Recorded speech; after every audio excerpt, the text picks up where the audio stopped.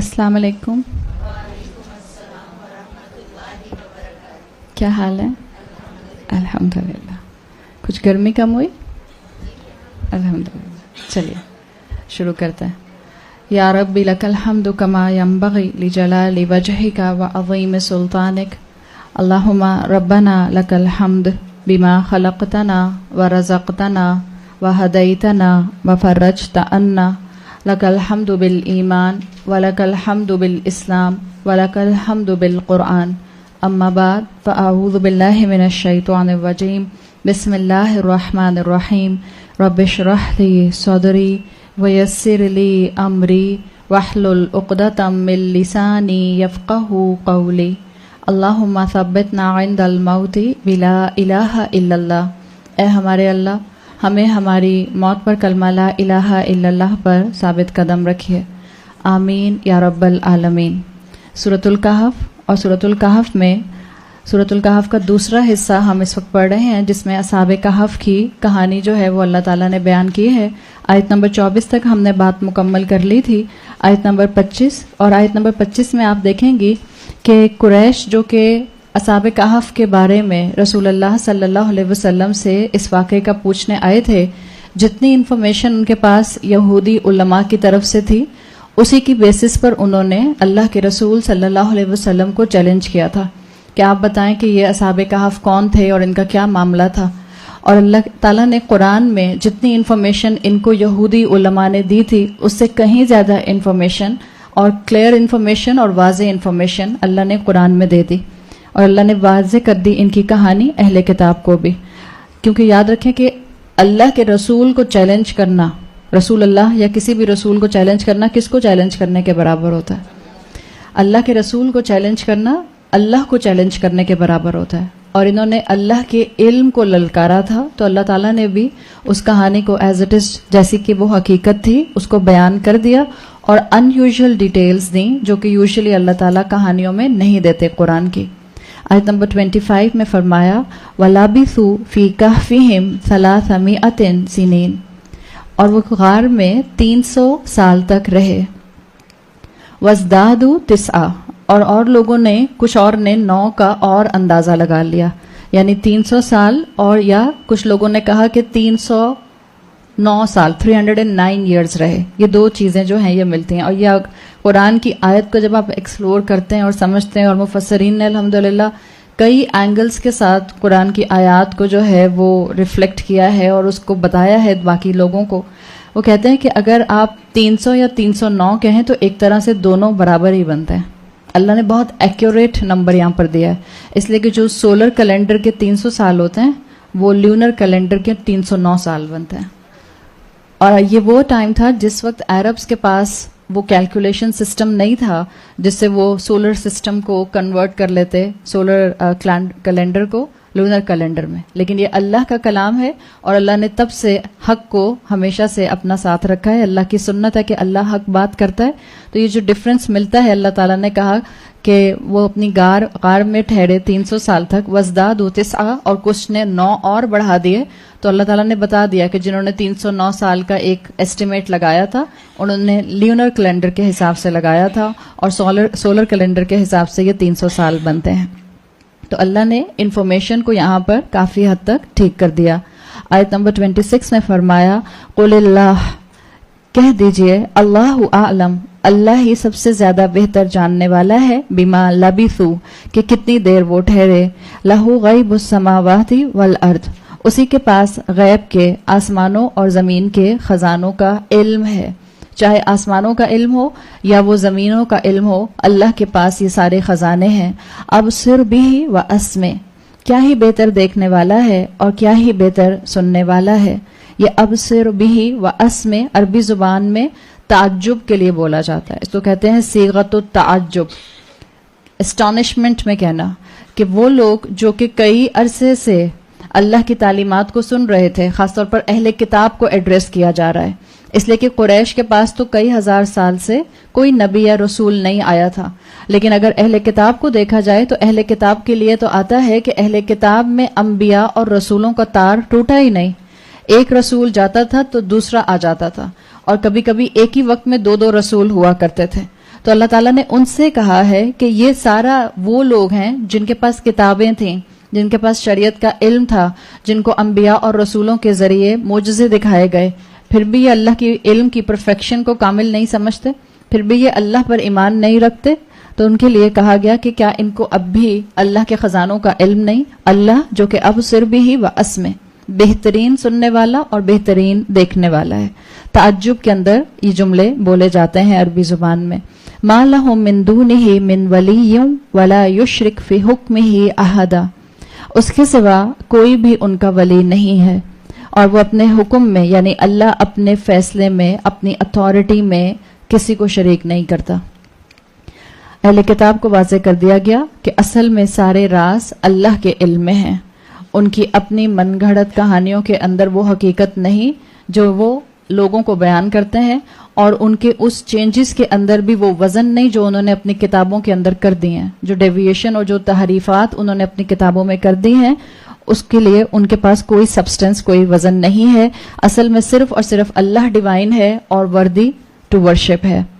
جیسے آپ سورہ بقرہ میں آیت الکرسی میں پڑھتی ہیں وَلَا يُحِيطُونَ بِشَيْءٍ مِّنْ عِلْمِهِ إِلَّا بِمَا شَاءَ.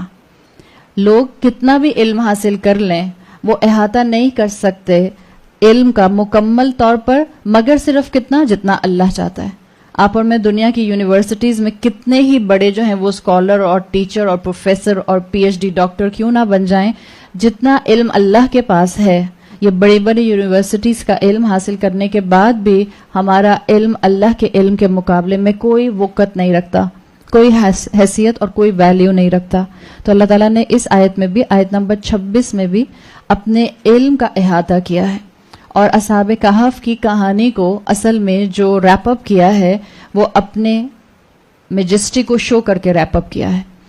آپ کو بتایا تھا کہ یہ جتنا بھی پورشن چلا ہے آپ کا آیت نمبر 21 سے 22 سے لے کے 26 تک، اس میں وہ اللہ نے مقصد بیان کیا کہ اللہ نے یہ کہانی کیوں بتائی تھی، اور آخر میں اللہ تعالیٰ نے اس کہانی کو ریپ اپ کر دیا یہ کہہ کے کہ اصل میں سارے خزانے علم کے اللہ کے پاس ہیں، اور اللہ ہی جانتا ہے کہ اللہ تعالیٰ نے کس انسان کو کس وقت میں بھیجنا ہے اور کون سا وقت اس کے لیے اپروپریٹ ہے.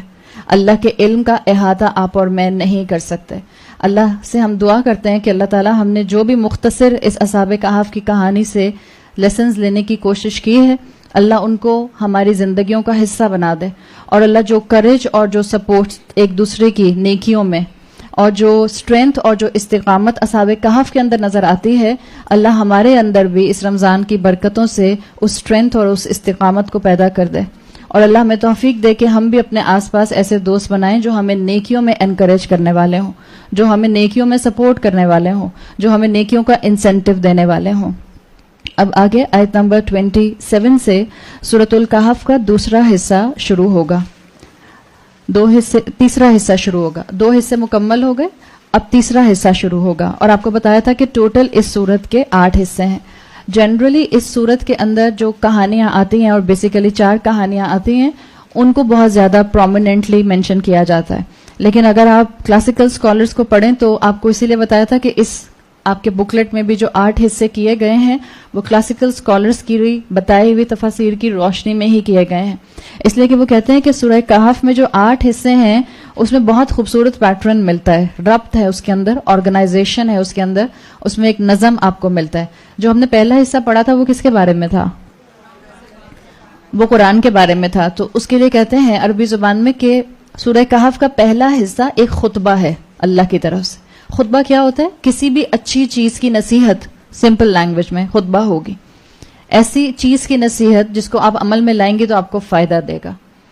تو پہلا جو حصہ ہے وہ ایک اللہ کی طرف سے خطبہ ہے، اللہ کی طرف سے سمجھ لیں احکامات ہیں، اللہ کی طرف سے جو ہے نصیحت ہے، اللہ کی طرف سے کاؤنسل ہے. جو دوسرا حصہ ہے سورۃ الکہف کا وہ ایک کہانی ہے. کس کی کہانی ہے؟ اصحاب کہف کی کہانی ہے. اچھا، تیسرا حصہ جب ہم شروع کر رہے ہیں، اگین یہ اللہ کی طرف سے کچھ کلمات ہیں، کچھ نصیحتیں ہیں، ایک خطبہ ہے. تو 3 پورشن کیسے ہو گئے؟ خطبہ، کہانی، خطبہ. صحیح. اب جو چوتھا حصہ ہوگا وہ کیا ہوگا؟ آپ کو کیا لگ رہا ہے؟ یہ قرآن کا نظم بہت ہی خوبصورت ہے. ایگزیکٹلی. چوتھا حصہ جو ہے وہاں پر ایک کہانی ملے گی آپ کو. پھر اس کے بعد 5واں حصہ کیا ہونا چاہیے؟ خطبہ. اگین 5واں حصہ جو آئے گا سورہ کہف کا وہ کافی لمبا خطبہ ہے, وہاں کافی لمبی آیات کا ایک پورشن آتا ہے. اچھا, یہ جو اتنا لمبا 5واں ایک سٹیپ پہ 5ویں حصے پہ خطبہ آئے گا, اس کے بعد 6واں حصہ اور 7واں حصہ دونوں کہانیاں ہیں. صحیح, کیونکہ اتنا لمبا پرولونگڈ خطبہ آیا تو اسکالرز کہتے ہیں اس کے بعد پھر 6واں حصہ اور 7واں حصہ پھر 2 کہانیاں آئیں گی. ایک کہانی آئے گی موسیٰ اور خضر کی, اور اگلی کہانی آئے گی ذوالقرنین کی, اور جو آخری حصہ ہے وہ کیا ہوگا؟ خطبہ. سو یہ آپ کو ایک نظم جو ہے, ایک ربط جو ہے, ایک آرگنائزیشن جو ہے وہ آپ کو اس سورہ کہف میں بہت خوبصورتی سے ملتی ہے, اور بہت ہی ڈیٹیل کے ساتھ اسکالرز نے, مفسرین نے ان خطبات کی اور ان کہانیوں کی کنیکشنز کو ڈسکرائب کیا ہے. اور مطلب اتنا خزانہ ہے علم کا کہ اگر آپ اور میں سورہ کہف کو 2 سال تک بھی پڑھتے رہیں تو اس کے خزانے ختم نہیں ہوں گے. اور یہ کوئی آپ اور میں اپنی طرف سے نہیں انوینٹ کر رہے ہوں گے اس میں سے, یا آپ اور میں اس لیول پر نہیں ہیں کہ ہم تدبر کر کے ہم اس میں سے لیسن ڈیرائیو کر سکیں. ہم تو انہی کو پڑھنے کی کوشش کریں گے جو آلریڈی اس وقت ہمارے پاس جو ہے وہ اتنا ٹریجر تفاسیر کی شکل میں موجود ہے. تو یہ سیکوینس آپ کو ملتی ہے, خطبہ, کہانی, خطبہ, پھر کہانی, پھر خطبہ, پھر ایک پرولونگ جو ہے وہ آپ کو یہ آخری خطبہ ملتا ہے 5واں, پھر 2 کہانیاں, اور پھر آخری خطبہ. تو اب ہم اللہ کا نام لے کر الحمدللہ اس کا تیسرا حصہ شروع کریں گے, جو کہ آیت نمبر 27 سے آیت نمبر 31 تک چلے گا. اور یہ تیسرا حصہ کیا ہوگا؟ کہانی خطبے کی کمبینیشن میں سے خطبہ ہوگا. پہلے 3 میں بنتا ہے خطبہ, کہانی, خطبہ. آیت نمبر 27 میں اللہ تعالیٰ نے فرمایا, آپ خود بتائیے گا, اگر آپ میں سے کوئی مجھے بتانا چاہے تو اور کنیکشن ڈیولپ کیجیے گا کہ اصحاب کہف سے اس کا کیا کنیکشن بن رہا ہے. آیت نمبر 27 کا اللہ نے فرمایا, وَاتْلُو, اور تلاوت کیجیے اور تلاوت کرو, مَا أُوحِيَ إِلَيْكَ مِن کِتَابِ رَبِّكَ, اپنے رب کی نازل کردہ کتاب میں سے جس کو وحی کیا گیا ہے, لَا مُبَدِّلَ لِكَلِمَاتِهِ, اللہ کے ان کلمات میں کوئی تبدیلی ہو ہی نہیں سکتی, کوئی ٹرانسفارمیشن, کوئی تبدیلی, کوئی ذرا سا ایک لفظ کا ایڈیشن سبٹریکشن ہو ہی نہیں سکتا. وَلَن تَجِدَ مِن دُونِهِ مُلْتَحَدًا, اور ہرگز تم اس کے علاوہ یعنی رب کے علاوہ کسی کو بھی بہترین پروٹیکٹر نہیں پا سکتے. اللہ سب سے بہترین جو ہے وہ پناہ دینے والا ہے. اصحاب کہف کی کہانی جو سنائی تھی اس میں اللہ تعالیٰ نے تسلی دی تھی ان اصحاب کہف کو کہ دیکھیں یہ جو آگے بڑھے, اللہ نے ان کو ہمت دی, وہ غار میں چھپے اور وہ سو گئے, اور پھر اللہ نے ان کی زندگی میں ان کو دکھایا کہ اللہ کی بات ماننے پر اللہ نے ان کو معجزہ بنا دیا. اور معجزہ بھی بنایا تو جب اٹھے تھے تو کیا ہوا تھا, سب واہ واہ ہی کر رہے تھے نا.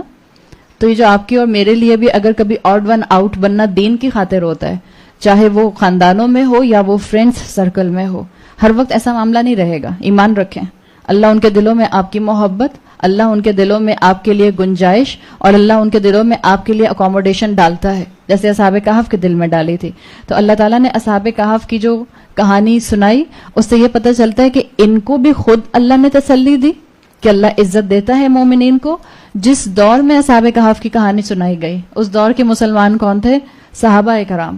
ان کو تسلی دی گئی کہ اگر تم بھی ان کے فٹ سٹیپس پر چلو گے تو اللہ تم کو بھی عزت دے گا. اور اس کے بعد آنے والی تمام امت کو یہ بتا دیا گیا کہ ان اصحاب کہف کو اللہ نے غار میں پروٹیکشن دی تھی. آیت نمبر 27 کیا بتا رہی ہے کہ مسلمان امت کی پروٹیکشن کہاں ہے؟ قرآن میں. قرآن میں وَاتْلُ مَا أُوحِيَ إِلَيْكَ مِن رَبِّكَ.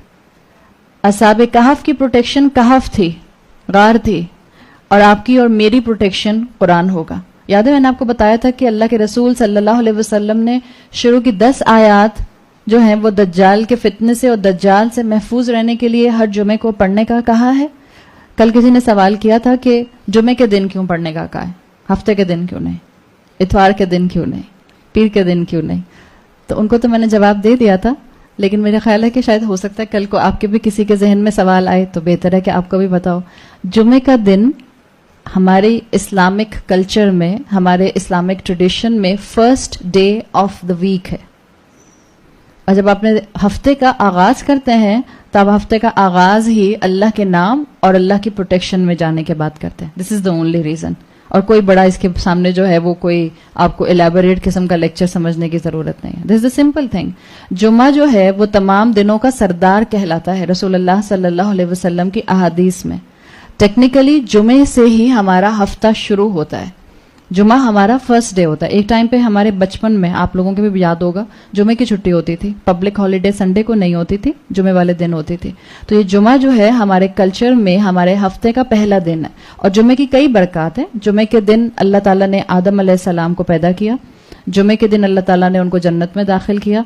जुमे के दिन जो है वो अल्लाह ने जो है वो बहुत सी और बरकतें नाजिल करने का मामला रखा हुआ है. रसूलुल्लाह सल्लल्लाहु अलैहि वसल्लम की अहादीस में आपको मिल जाता है.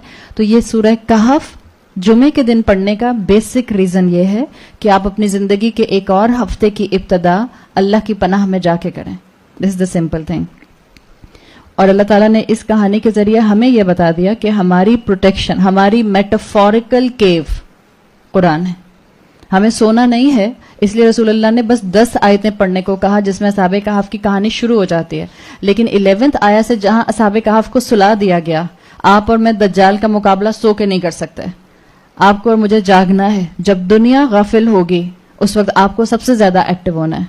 जब दुनिया अल्लाह के जिक्र से बिल्कुल सब कुछ भूली हुई होगी, हीडलेसनेस का शिकार होगी, गफला का शिकार होगी, आपको और मुझे खड़े होना है ताकि आप और मैं मोजज़ा कुरान का दुनिया के सामने ला सकें.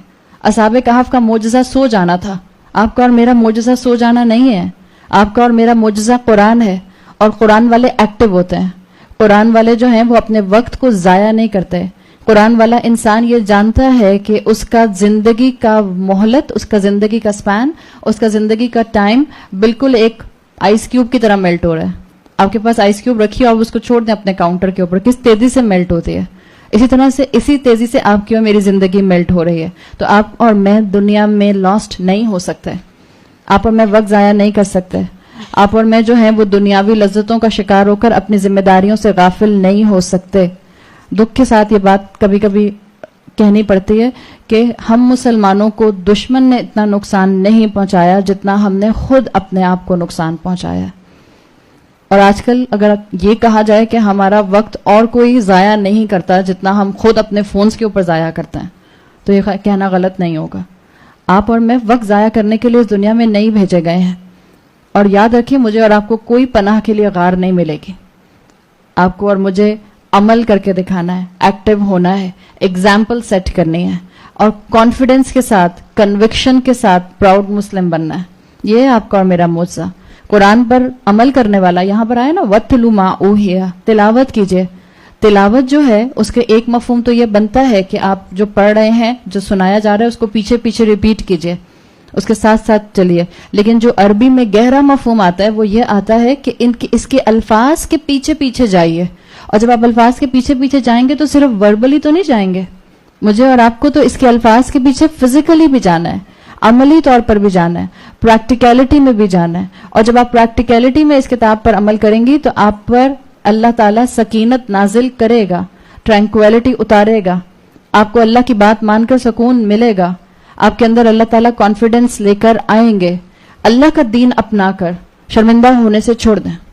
ये सबसे ज्यादा इंपॉर्टेंट चीज है. जब आप अल्लाह की बात को माने तो अल्लाह की बात मानकर शर्मिंदा ना हो. Be confident.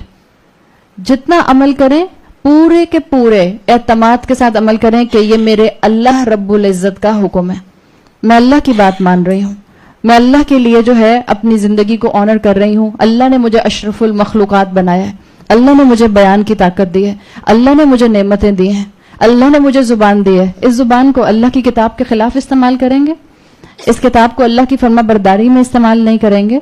ये जुबान अल्लाह ने लड़ाई झगड़ों के लिए नहीं दी थी. ये जुबान अल्लाह ताला ने एक दूसरे को हर्ट करने के लिए भी नहीं दी थी. ये जुबान अल्लाह ताला ने गॉसिप्स और गीबत करने के लिए भी नहीं दी थी. मगर इंसान का हाल क्या है कि इंसान शैतान की बात में बहुत जल्दी आ जाता है. आप सल्लल्लाहु अलैहि वसल्लम की हदीस में अल्फाज आते हैं, या अहलल कुरान, ए अहले कुरान, ए कुरान वालो. बड़ा शौक है ना हमें वाले वाले कहलवाने का. आप कौन से वाले? हम दिल्ली वाले. आप कौन से वाले हैं? हम चिन्योट वाले हैं. हम आप कौन से वाले हैं? हम हिंदुस्तानी वाले हैं, हम सिंधी वाले हैं, या हम फलां जमात वाले हैं. हमें बहुत शौक है ना. हमारा टाइटल ये सारे वालों से हटके एक और कंटिन्यूएशन और एसोसिएशन के साथ है, या अहलल कुरान. ये है आपका और मेरा इंट्रोडक्शन. ए अहले कुरान ला ततवस्सदु अलल कुरान.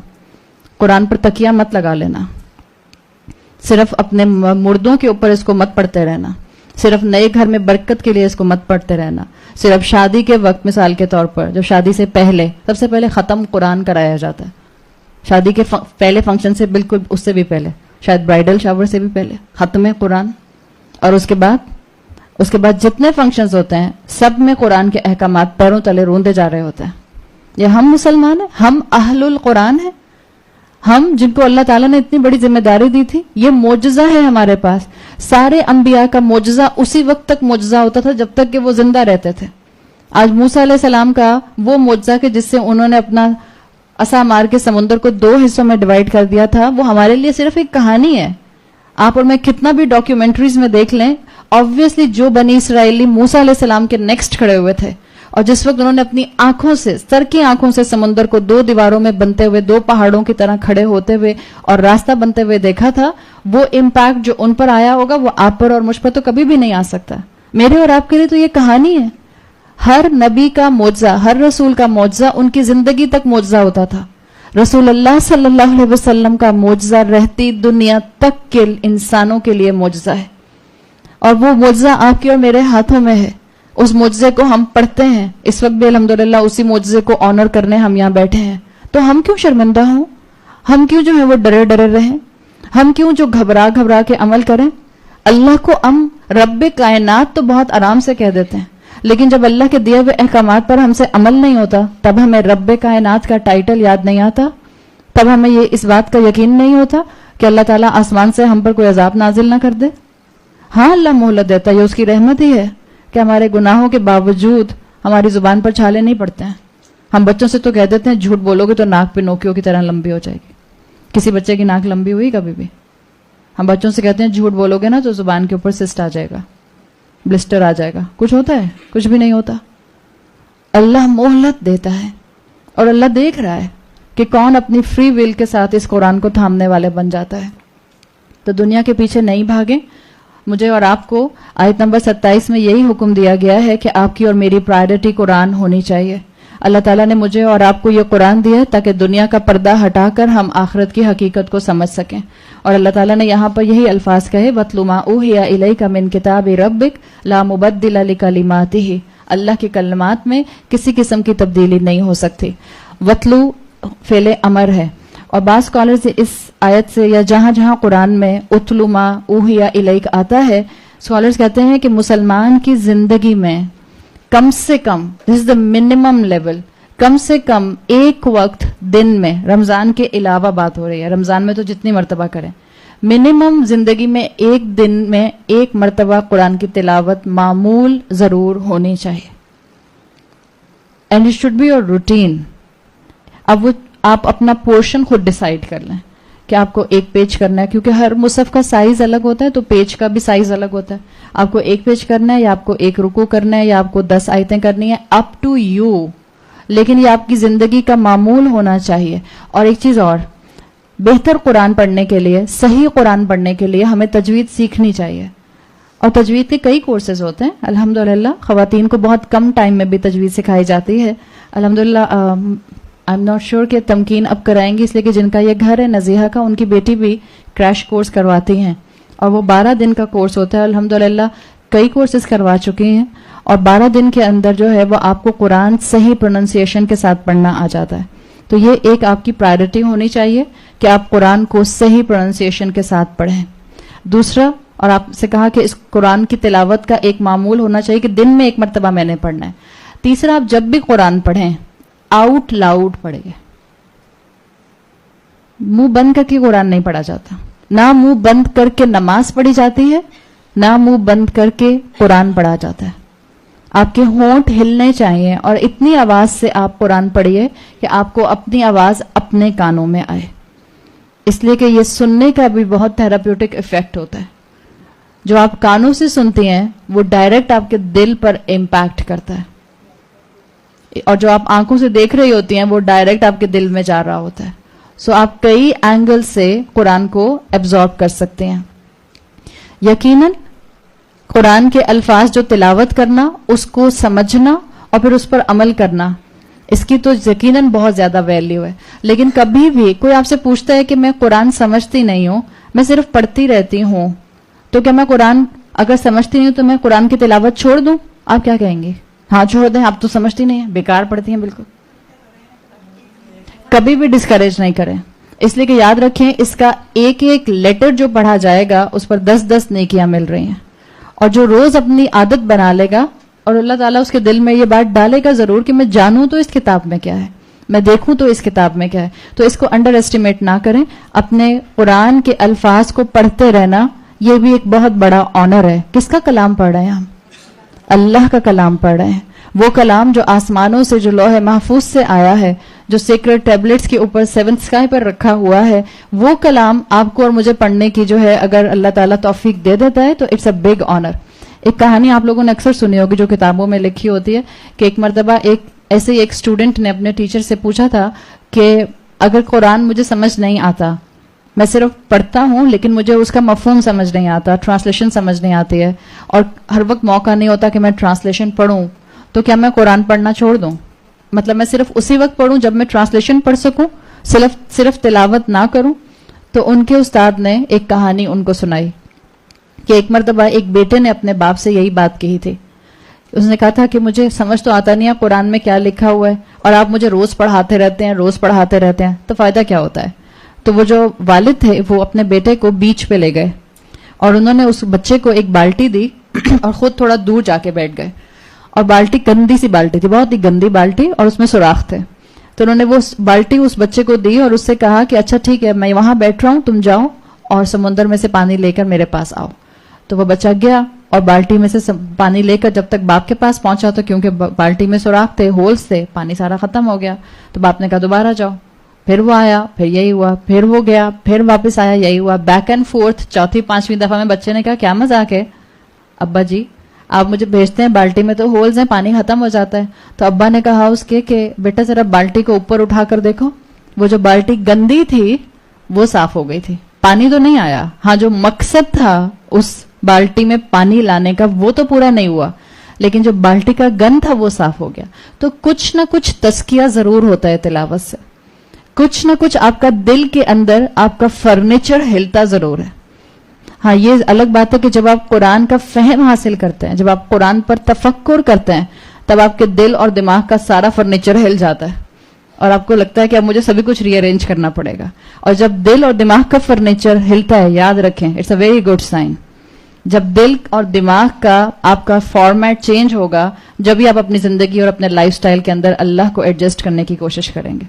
اگر میرا دل اور دماغ اپنی جگہ پرسسٹنٹ رہے اور میں سنوں قرآن ایک کان سے اور دوسرے کان سے باہر نکال دوں, اس کا مطلب ہے کہ میرے دل کے اندر وہ پینیٹریشن ہو نہیں رہی جو کہ ہونی چاہیے. تو اسی طرح سے اسکالرز کہتے ہیں کہ تلاوت کا فائدہ ہے اور تلاوت جو ہے وہ ضرور اپنی زندگی کا حصہ رکھنی چاہیے. تو قرآن کی تلاوت پر وقت لگائیں. رسول اللہ صلی اللہ علیہ وسلم کی حدیث میں آتا ہے اقرأوا القرآن, قرآن کی تلاوت کرو, فإنہ شافع, یقیناً یہ تمہارا انٹرسیشن کرے گا, لأہلہ یوم القیامہ, یہ اپنے پڑھنے والوں کے لیے قیامت کے دن شفاعت کے لیے آئے گا, سفارش کرے گا اللہ سے. تو فرمایا وَاتْلُ مَا أُوحِیَ إِلَيْکَ مِن کِتَابِ رَبِّکَ لَا مُبَدِّلَ لِکَلِمَاتِہِ, اس کے کلمات میں کوئی تبدیلی نہیں ہے. لا مبدل لکلماتہ بہت امیزنگ ہے. آپ جتنی بھی اللہ تعالیٰ نے آسمانی کتابیں بھیجی ہیں, ڈیوائن بکس, اب ان سب میں آپ کو پرومیننٹلی بائبل ملتی ہے اور قرآن ملتا ہے جو انٹیکٹ ہے پراپرلی. اور بائبل کے آپ کو معلوم ہوگا کتنے ورژنز ہیں, ایک بائبل نہیں ہے, بائبل میں بہت سے ورژنز ہیں. ایک کتاب میں لکھا تھا کہ اگر آپ اس وقت امیجن کریں تھوڑی دیر کے لیے کہ پوری دنیا سے مصحف لکھا ہوا بین الدفتین, دو جلدوں کے درمیان, دو بائنڈنگ کے درمیان ختم ہو جائے, امیجن کریں تھوڑی دیر کے لیے کہ قرآن دنیا میں ایسے ٹینجیبل فارم میں ہاتھ میں لینے کے لیے مٹیریلسٹکلی نہ رہے, تو کیا پھر بھی قرآن موجود رہے گا؟ کیسے؟ حفاظ کے دلوں میں قرآن محفوظ ہے. اور کوئی ایک حافظ ہے ہماری امت میں؟ الحمدللہ ہر خاندان میں 3 سے 4 تو نکل ہی آتے ہیں ماشاء اللہ, کیونکہ یہ کانسیپٹ ہمارے ہاں چلے آ رہا ہے اور یہ بہت اچھا کانسیپٹ ہے. ہاں ہمیں اپنے بچوں کو اس حفظ کے ساتھ صرف روٹ لرننگ کا کانسیپٹ نہیں دینا چاہیے, بلکہ اس کی ان ڈیپتھ اسٹڈی کا, اس کے فہم اور اس کی سمجھ کا کانسیپٹ بھی دینا چاہیے. بائبل کس کو حفظ ہوتی ہے؟ بائبل کے ورژنز اتنے زیادہ ہیں کہ بائبل کوئی حفظ نہیں کر سکتا. تو اللہ تعالیٰ نے اس کلام کے لیے, اس کی حفاظت کے لیے ایک طریقہ یہ بھی رکھا ہے کہ یہ دلوں کے اندر محفوظ کیا جاتا ہے. जैसे रसूल अल्लाह सल्लल्लाहु अलैहि वसल्लम की सुन्नत थी कि आपके दिल में महफूज किया गया, सहाबा ने उसको आपसे सुनकर कंप्लीटली ऑन ऑडियो एक्सपीरियंस उसको हिफ्स किया, और उसके बाद से ये जनरेशन आफ्टर जनरेशन ट्रेडिशन चली आ रही है कि मुसलमान इस किताब को अपने दिल में महफूज करते हैं और इसको पूरे का पूरा, इसे 6000 से ज्यादा आयात को याद करते हैं। आगे अल्लाह ने फरमाया वलन तजिद मिन दूनिही मुल्तहदा, और हरगिज अगर तुमने इसके ऊपर तिलावत के ऊपर कॉन्सेप्ट को स्ट्रॉन्ग नहीं किया, वलन तजिदा, तो तुम हरगिज नहीं पा सकते मिन दूनिही मुल्तहदा, इसके अलावा कोई भी कामयाबी का रास्ता। कुरान सिर्फ और सिर्फ वाहिद प्रोटेक्शन है मुसलमानों की अल्लाह के बाद इस जमीन के ऊपर। अल्लाह तो है ही, और क्योंकि कुरान कलामुल्लाह है तो कुरान और कुरान के अहकामात आपके और मेरे लिए इस जमीन पर बेहतरीन प्रोटेक्शन है। अल्लाह ने बता दिया कि मेरे इस कलाम में असल पनाह है। दुनिया में अगर कहीं पनाह है तो हर उस इंसान को है जो इस कुरान के साए में आके बैठ जाएगा, बिल्कुल जैसे असहाबे कहफ को अल्लाह ताला ने गार के साए में पनाह दी थी। जो कुरान के साए में आके बैठेगा अल्लाह उसको पनाह दे देगा। अल्लाह ताला ने जो कॉन्सेप्ट दुरुस्त किया था क्रिश्चियंस का, असहाबे कहफ को एक्सपोज करके आखिरत का, मुसलमानों को भी ये बात यहाँ पर उस एंगल से याद रखनी चाहिए। ये कुरान दुनिया और आखिरत दोनों में फायदा देगा, और आखिरत में ज्यादा फायदा देगा। आगे आयात आ रही हैं जो आखिरत की पिक्चर को डिपिक्ट करेंगे, और आखिरत कोई बहुत, आखिरत का मामला कोई आसान मामला नहीं है। After life is not an easy life. After life के अपने हर्डल्स, अपनी मुश्किलात, अपने इम्तिहान। हमें दुनिया आजमाइश लगती है, आखिरत की आजमाइशें इससे बढ़कर होंगी। जैसे सूरह शुअरा में अल्लाह ताला ने फरमाया आयत नंबर 88 में, यौम ला यनफउ मालुन वला बनून, वो दिन क़यामत का दिन जिस दिन ना माल फायदा देगा ना बेटे फायदा देंगे, इल्ला मन अतल्लाह बिक़ल्बिन सलीम, सिर्फ वो फलाह पाएगा जो कल्ब सलीम लेकर आएगा। तो दुनिया में क्या अपना वक्त लगाते हैं? दुनिया के साथ साथ कुरान को प्रायोरिटाइज कीजिए, कुरान पर वक्त लगाइए। दुनिया कमाने की हमारी कितनी फिक्रें होती, हमारा ज्यादा वक्त अपनी सलाहियतों का दुनिया अर्न करने में जाता है। हमारी दुनिया में से कोई भी चीज हमारे साथ आखिरत में नहीं जाएगी। अल्लाह ताला ने ये बात यहाँ पर वाजे कर दी। तो कुरान को थामें और असहाबे कहफ से एक चीज और सीखें, वो ये कि अच्छी कंपेनियनशिप अपनाएं। अच्छा दोस्त आपको बहुत आगे तक नेकियों में लेके जा सकता है, और बुरा दोस्त आपको आपके रह सहे ईमान से भी फारिग कर सकता है।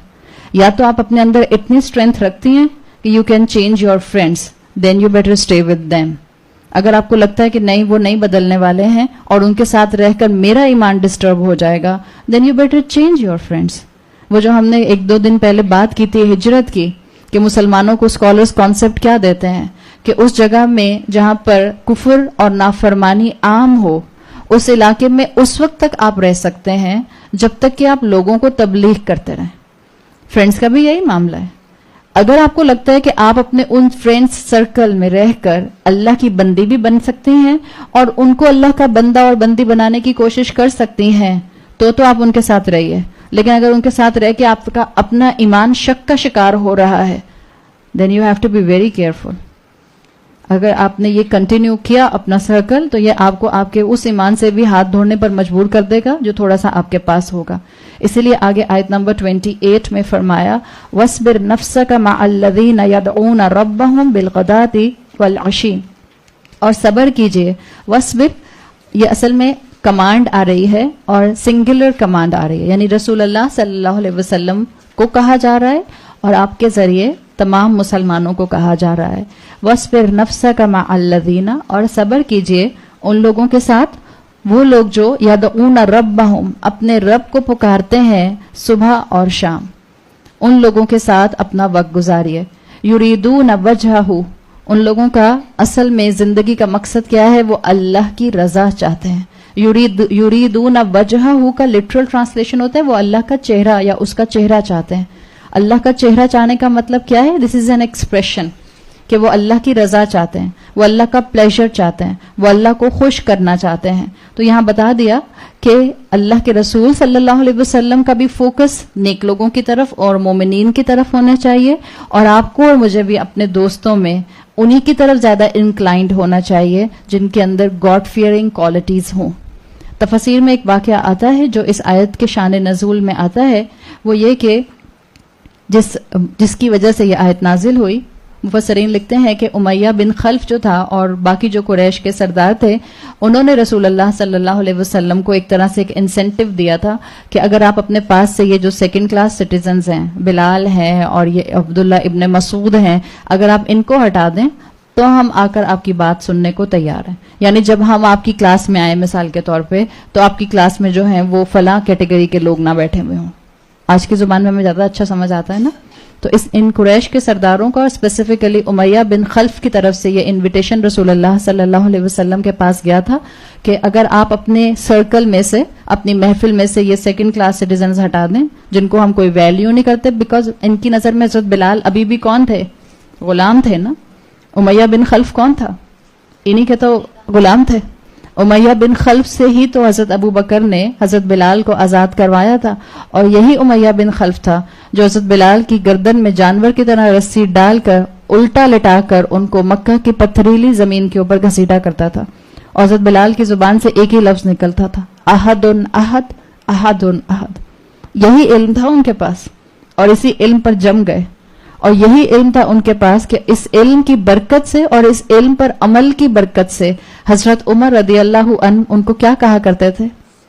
سیدنا, ہمارے سردار. یہ علم پر عمل کی برکتیں ہوتی ہیں جو انسان کو زندگی میں بھی ایلیویشن دے دیتی ہیں, اور آخرت کی ایلیویشن جو درجات ہوں گے وہ تو اللہ بہتر جانتا ہے. تو رسول اللہ صلی اللہ علیہ وسلم کو جب یہ ان کی ڈیمانڈ آئی قریش کے سرداروں کی کہ آپ ان لوگوں کو ہٹائیں اپنے پاس سے تو ہم آ کے آپ کی بات سنیں گے, تو اللہ کے رسول صلی اللہ علیہ وسلم کو بتا دیا گیا کہ آپ ان لوگوں کی قدر کیجئے جو محبت کے ساتھ اور خدا خوفی کے ساتھ دن اور رات اللہ کو پکارتے ہیں, دن اور رات اللہ کی رضا حاصل کرنے کے کام کرتے ہیں, انہی کے اوپر فوکس کیجئے. تو اس میں ایک آپ کی اور میرے لیے بھی جو لیسن آ رہا ہے وہ فرینڈشپ کے حوالے سے خاص آ رہا ہے, اس لیے کہ پیچھے اصحاب کہف کی کہانی تھی, اور اصحاب کہف, اصحاب از پلورل, جمع ہے, صاحبن کی جمع ہے اصحاب. اگر یہ ایک انسان ہوتا تو شاید اتنی ہمت نہ کر پڑتے. ہم اردو میں کہتے ہیں نا, ایک اکیلا اور 2 11. جب آپ مل جاتے ہیں تو آپ ایک اسٹرینتھ بن جاتے ہیں, ایک دوسرے کی سپورٹ بنا جاتا ہے. سورۃ صف میں مسلمانوں کی صفت آتی ہے کہ مسلمان بنیان مرصوص کی طرح ہوتے ہیں. بنیان مرصوص, کہ جو دیوار ایک بالکل اسپیسیفک پراپر پیٹرن میں بنی ہوئی ہوتی ہے, جس میں کوئی گیپ, کوئی اسپیس نہیں ہوتا, ساری برکس پراپرلی لگی ہوئی ہوتی ہیں. اور یہ ایسی دیوار ہوتی ہے جو ایک دوسرے کو سپورٹ کیسے کرتی ہے کہ پکڑ کے بھی رکھتی ہے اور ایک دوسرے کی کمی کو دور کرنے کی بھی کوشش کرتے ہیں. یہ ہوتے ہیں مسلمان. مسلمان یہ نہیں ہوتے اس کو دیکھا کتنا ٹیڑھا اسکارف پہنا ہوا ہے, اس کو دیکھا بالکل بھی اچھے ٹراؤزر نہیں پہنا ہوا. ہمارے ہاں تو ہم تو اسی کریٹیسزم میں ہی رہتے ہیں نا. اور سب سے پہلے اخلاق, سب سے پہلا اخلاق کا حق, آپ کے اخلاق کا حق کس کے اوپر آتا ہے؟ کس کے اوپر آتا ہے؟ آپ کے گھر والے. آپ کے گھر والے. ڈرائنگ روم مینرز تو بہت ہی آسان چیز ہے. باہر نکل کے محبت سے بولنا تو ایسے پھول جھڑتے ہیں ہماری زبانوں سے کہ کیا ہم جو ہیں وہ بکے کی دکان کھولیں گے سارے مل کے.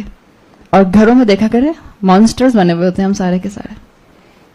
ٹیمپرامنٹ ہی نہیں ایک نارمل لیول پر آتا, اور اوپر سے گرمی, اور اوپر سے رمضان, اور مزید اوپر سے لوڈ شیڈنگ. تو سب سے زیادہ آپ کے اخلاق کے جو مستحق لوگ ہیں, جن کا حق ہے آپ کے اوپر, وہ آپ کے گھر والے ہیں. جو بھی آپ کے گھر والے ہیں جن کے ساتھ آپ کا اٹھنا بیٹھنا ہے, آپ کا اخلاق ان کے ساتھ بہترین ہونا چاہیے. اور آپ کے لیے سب سے بڑا کنسرن یہی ہونا چاہیے کہ آپ ان کو اللہ کا بندہ بنانے کی فکر, دعا اور کوشش کریں. تو اللہ کے رسول صلی اللہ علیہ وسلم کو بھی یہاں پر یہی تلقین کی گئی کہ آپ صبر کیجئے. یہ آپ کے آس پاس کے مشرکین جو بھی باتیں کرتے ہیں کہ آپ کے آس پاس تو غریب غربا رف راف لوگ اکٹھے ہو گئے ہیں, ان کی باتوں پر کان مت دھریے, اور آپ ان مومنین کے ساتھ ہی اپنا معاملہ جو ہے وہ ولایت کا رکھیے. آگے فرمایا وَلَا تَعْدُ عَيْنَاكَ عَنْهُمْ, آپ ان سے جو ہے اپنی توجہ یا اپنی نگاہیں مت ہٹائیے، یعنی مومنین سے اپنی اٹینشن کو دور مت کیجیے.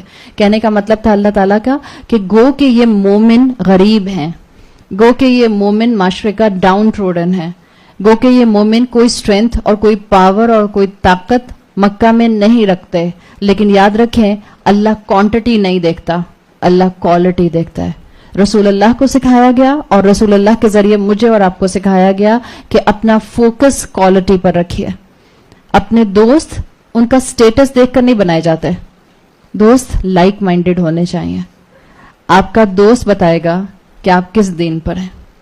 آپ کہتی نہیں میں تو بہت اچھی ہوں اور بہت نیک ہوں اور 5 وقت کی نماز پڑھتی ہوں، مگر آپ کا دوست وہ ہو اور آپ کا بیسٹ فرینڈ کی شکل میں وہ دوست ہو جو کہ نماز بھی نہیں پڑھتا ہے، تو بہت جلدی چانسز یہی ہیں کہ آپ کے قدم بھی پھسل جائیں گے. آگے فرمایا ترید زینت الحیات الدنیا، تم کیا دنیا کی زینت کی زندگی چاہتے ہو؟ آپ دیکھیں یہ جو ابھی اسی آیت میں 3 آپ کو کمانڈز مل رہی ہیں، اصبر، تعدو، تریدو، اس طرح سے جو الفاظ آ رہے ہیں، کیا تم دنیا کی زینت چاہتے ہو؟ کیا تم صبر نہیں کرو گے یا صبر کرو؟ یہ ایڈریس رسول اللہ صلی اللہ علیہ وسلم کو کیا جا رہا ہے. لیکن آپ کا کیا خیال ہے کہ کیا آپ اور میں سوچ سکتے ہیں کہ اللہ کے رسول صلی اللہ علیہ وسلم دنیا کی زینت پر جو ہیں وہ کسی طرح سے دھوکے میں آ جاتے ہوں گے؟ اللہ کے رسول صلی اللہ علیہ وسلم نے تو اپنے لیے ہمیشہ عظیمت کا راستہ اختیار کیا. اللہ کے رسول صلی اللہ علیہ وسلم مدینہ میں بہت سٹیبلٹی کے بعد بھی جس بستر پر سوتے تھے وہ کھجور کی ڈرائی برانچز سے بنا ہوا ہوتا تھا. ایک مرتبہ آپ آرام کر رہے تھے کہ آپ کے حجرے میں حضرت عمر رضی اللہ عنہ آئے اور آپ صلی اللہ علیہ وسلم حضرت عمر کو دیکھ کر اٹھ کے بیٹھ گئے. ظاہر بات ہے آپ نے اپنا کرتا اتارا ہوگا، گرمیوں کے دن ہوتے ہیں، آپ کو پتا ہے کہ صحرا کے اندر گرمی کا لیول دن میں کیا ہوتا ہے. تو جب اللہ کے رسول اٹھ کر بیٹھے تو آپ کی بیک کے اوپر وہ ساری جو کھجور کی ڈرائی برانچز تھیں اس کے نشان تھے. حضرت عمر آپ صلی اللہ علیہ وسلم کو دیکھ کر رونے لگ گئے اور آپ حضرت عمر نے کہا کہ آپ ڈیزرو کرتے ہیں دنیا کے محلات اور دنیا کے پیلسز. تو اللہ کے رسول صلی اللہ علیہ وسلم نے جو ان کو کہا اس کا مفہوم یہی آتا ہے کہ عمر کیا تم چاہتے ہو کہ ہمیں دنیا کی لذتیں جلدی جلدی دے دی جائیں؟ کیا ہم بھی، اور اگر ہمیں اللہ نے بہت نعمتیں دی ہیں تو ہمیں بہت فکر مند ہونے کی ضرورت ہے. کہیں ایسا تو نہیں ہے کہ ہمیں بھی دنیا کی لذتیں بہت جلدی جلدی دے دی گئی ہیں. ڈیلیڈ گریٹیفیکیشن بھی کوئی چیز ہوتی ہے. اگر اللہ نے نعمتیں دی ہیں الحمدللہ، اب احساس ذمہ داری بڑھ جانا چاہیے. یہ مطلب نہیں ہم گھر چھوڑ کے بھاگ جائیں، اوہو میں 1000 گز کے گھر میں رہتی ہوں تو اب میں تو نہیں رہ سکتی، مجھے تو پتہ چل گئی تو دنیا کی زینت ہے، اب کل سے جو ہوں میں کسی ملیر ندی کے پاس جھگی میں جا کے رہوں گی. بھئی ایکسٹریمز پر کیوں جاتے ہیں؟ جہاں آپ کو اللہ نے رکھا ہے آپ کو وہیں اللہ کی بندی بن کر رہنا ہے. اللہ آپ کو جن حالات میں رکھ دے، اچھے ہوں یا برے ہوں، خوشگوار ہوں یا ان پلیزنٹ ہوں، آپ کی مرضی کے ہوں یا آپ کی مرضی کے نہ ہوں، آپ کو ہر طرح کے حالات میں ایک ہی اصول اپنانا ہے، اللہ کا عبد بن جائیے، اللہ کی بندی بن جائیے، اللہ سے مدد مانگیے، اللہ تعالیٰ آپ کو انشاءاللہ گائیڈنس دیں گے.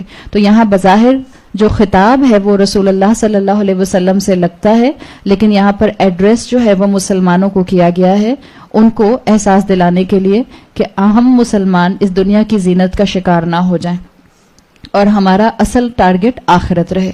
رسول اللہ کے تھرو امت کو پیغام دیا گیا ہے کہ دنیا کی زینت کے دھوکے میں مت آ جانا.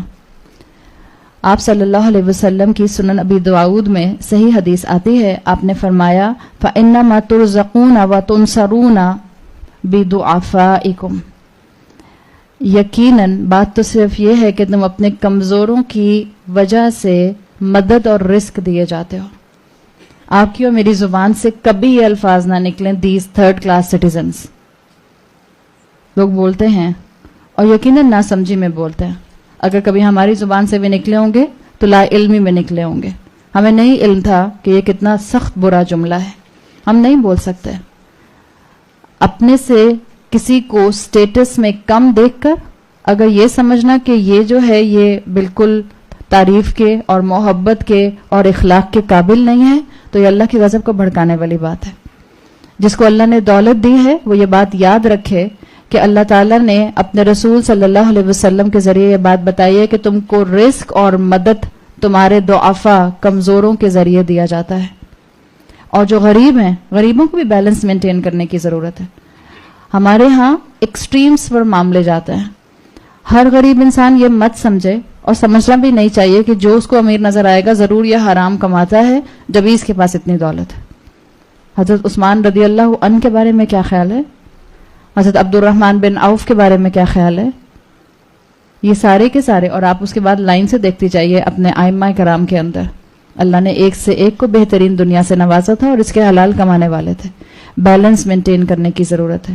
جو دولت والے ہیں وہ دولت کو حاصل کر کے اس کو اپنی دنیا کی طاقت کا ذریعہ نہ بنائیں، اور جن کو اللہ تعالیٰ نے دنیا میں آزمائشوں میں رکھا ہے وہ صبر کر کے اللہ کے قریب ہو کے اپنی زندگی کو بہتر کرنے کی کوشش کریں. اس لیے کہ اللہ تعالیٰ دونوں کو آزما رہا ہے. اللہ دے کر بھی آزماتا ہے اور اللہ لے کر بھی آزماتا ہے. اور یاد رکھیں، دے کر جب آزمایا جاتا ہے نعمتوں کا امتحان، ایز کا امتحان بہت مشکل ہوتا ہے.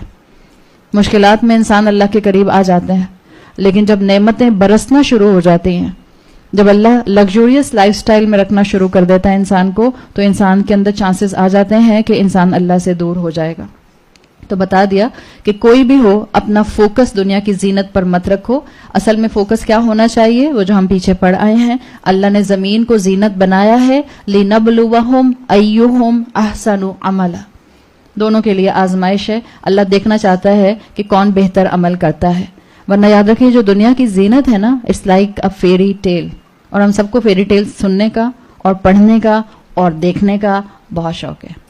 بیوٹی اینڈ دا بیسٹ کا حیضہ تو ابھی ہم سب کو بھی لیٹسٹ ہو ہی گیا تھا، اور ہم جیسی عمر کی خواتین بھی ایک دفعہ وہ کلپ آتا تھا ٹریلر تو دیکھنے پہ مجبور ہو ہی جاتا ہے، اس لیے کہ وہ بچپن سے دماغوں میں بیٹھا ہوا ہے نا. اور وہ جو فیری ٹیل ڈائلما ہے وہ تو بہت ہی پیتھیٹک ہے. پھر میرے پاس ٹائم نہیں میں اس کے اوپر بات کروں، لیکن وہ مجھے ہمیشہ سے، اور جب سے قرآن پڑھنا شروع کیا اور جب سے قرآن کے ذریعے چیزیں سمجھ آنا شروع ہوئی ہیں، تب پتہ چلا کہ یہ فیری ٹیلز کی جو کہانیاں ڈزنی ورلڈ کی ہیں، اصل میں یہ بیماری کی جڑ ہیں جنہوں نے ہماری لڑکیوں کو اور ہمارے لڑکوں کو صرف اور صرف خوبصورتی کے لیے obsessed کر دیا ہے. ایک سنڈریلا جس کو نہ بات کرنی، جس کی نہ شہزادے نے بات سنی، نہ پوچھا اس سے کہ اس کو کتنی کوالیفیکیشن ہے اور کیا ہے، یا بات کیسے کرتی ہے، یا بولنا بھی آتا کہ نہیں بولنا آتا، بس سب سے خوبصورت لڑکی جو نظر آئی اور سب سے خوبصورت ڈریس میں جو نظر آئی اسی پہ فدا ہو گئے. یہ کیا ہے؟ یہ دنیا کی زینت کی نظر نہیں ہے کیا؟ اور ہم 2-2 سال سے 1-1 سال کے بچوں کو بچپن سے دکھا، اور ہم نے بھی دیکھی ہیں اور ہمیں بھی ایسی اچھی لگتی تھی. But it's a fact. بیمار قسم کی کہانیاں لگتی ہیں اب مجھے جب ان کو دیکھتی ہوں. اور ہماری بچیوں کے اندر یہ دماغوں میں کیوں ڈال دیا کہ جب شوہر آئے گا then actually they will be complete? نہیں، ان کی ایک اپنی پرسنالٹی ہے. وہ سنو وائٹ جو سوئے جا رہی ہے آؤٹ آف دا وے ایک آدمی آتا ہے اور اس کو کس کرتا ہے اور اس کے بعد وہ جاگ جاتی ہے، چلو جی. اور اس کے بعد کیا ہوتا ہے وہ تو بتاتے ہی نہیں ہیں. یہاں جتنی بھی شادی شدہ خواتین بیٹھی ہیں وہ بتائیں گے اس کے بعد کیا ہوتا ہے.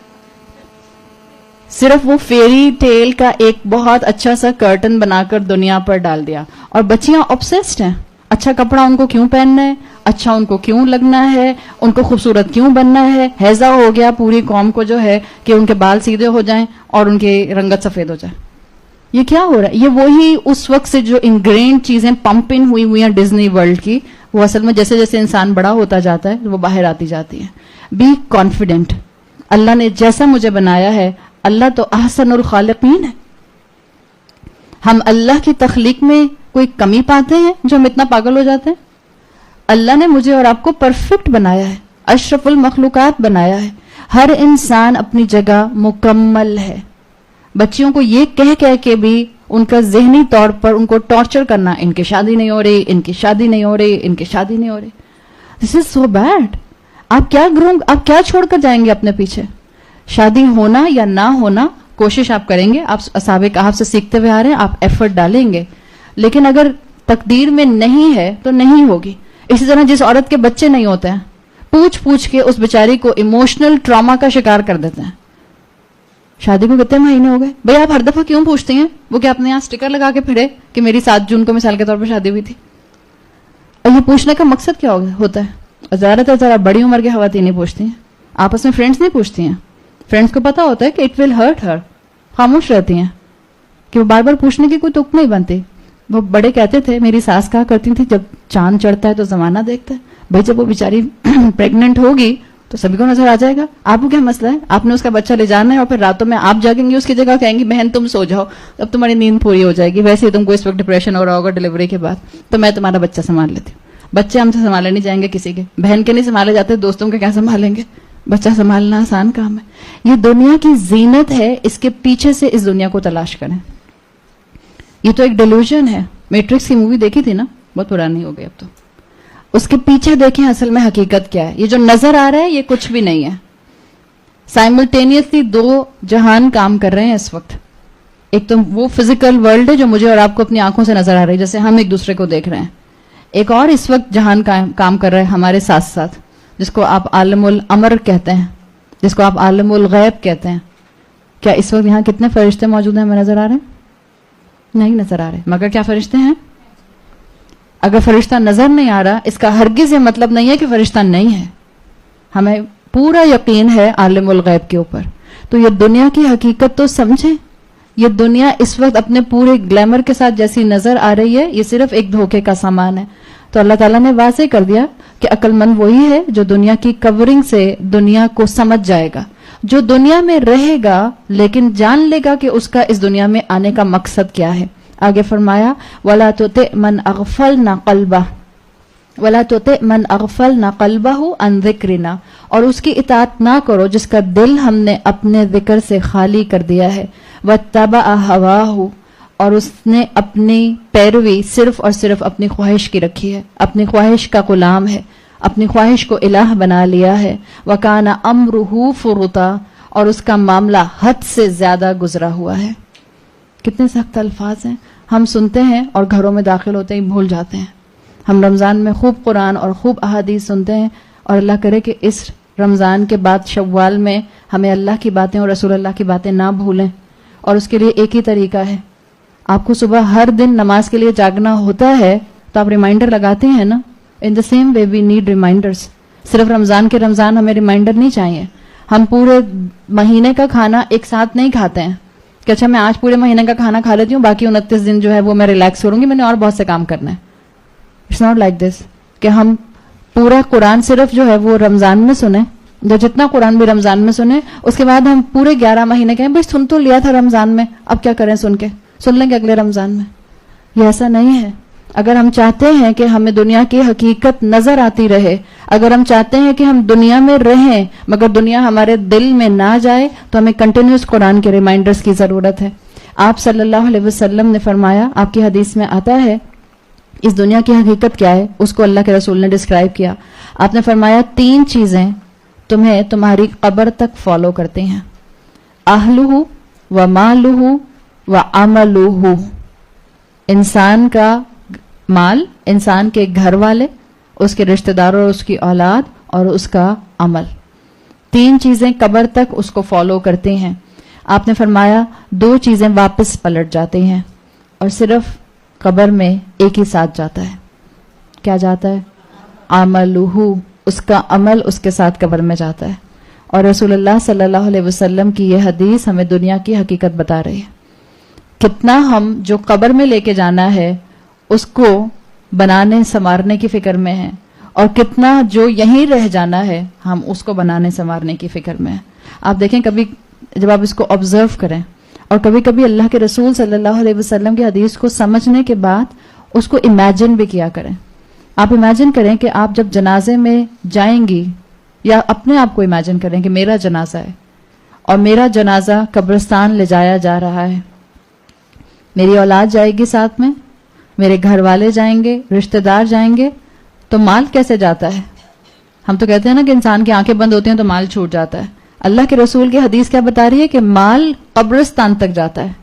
اس لیے کہ جب آپ کے رشتہ دار اور آپ کی اولاد اور آپ کا شوہر قبرستان میں آپ کو دفنانے کے لیے جائے گا, تو جو لباس ان کے جسموں پر ہے, آپ کے جسم پر تو کفن ہے, ان کے جسم پر تو وہی ڈیزائنر کلوتھس ہیں نا, ان کے ہاتھوں میں تو وہی رولیکس کی گھڑیاں ہیں یا جو بھی گھڑیاں ہیں, انہوں نے تو وہی اپنے جو ہیں وہ والیٹس لیے ہیں جو وہ یوز کرتے ہیں, وہ انہی گاڑیوں میں بیٹھ کے جائیں گے جو گاڑیاں دنیا کی زینت ہیں. تو آپ کا مال آپ کے ساتھ قبرستان تک جاتا ہے. پھر کیا ہوتا ہے؟ یہ مال تو واپس لوٹ جاتا ہے. आहलू जो घर वाले होते हैं वो थोड़ी देर और रुकते हैं, इसलिए कि गम का शिकार होते हैं. औलाद बैठकर वहां पर दुआ करती है कब्रिस्तान पे, लेकिन उसके बाद भी कितनी देर आपकी और मेरी औलादें जो हैं वो हमारी कब्रों पर बैठेंगे. आखिर वो भी छोड़कर चले जाएंगे. तो वो भी छोड़कर चले जाते हैं, और अल्टीमेटली हमारी कब्र में हमारा साथी कौन होता है? सिर्फ हमारा अमल.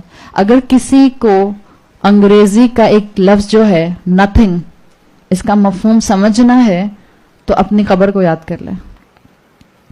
इस दुनिया से कुछ भी मेरे साथ नहीं जाने वाला. अमल तो मेरा चला गया, दुनिया में से क्या जाएगा?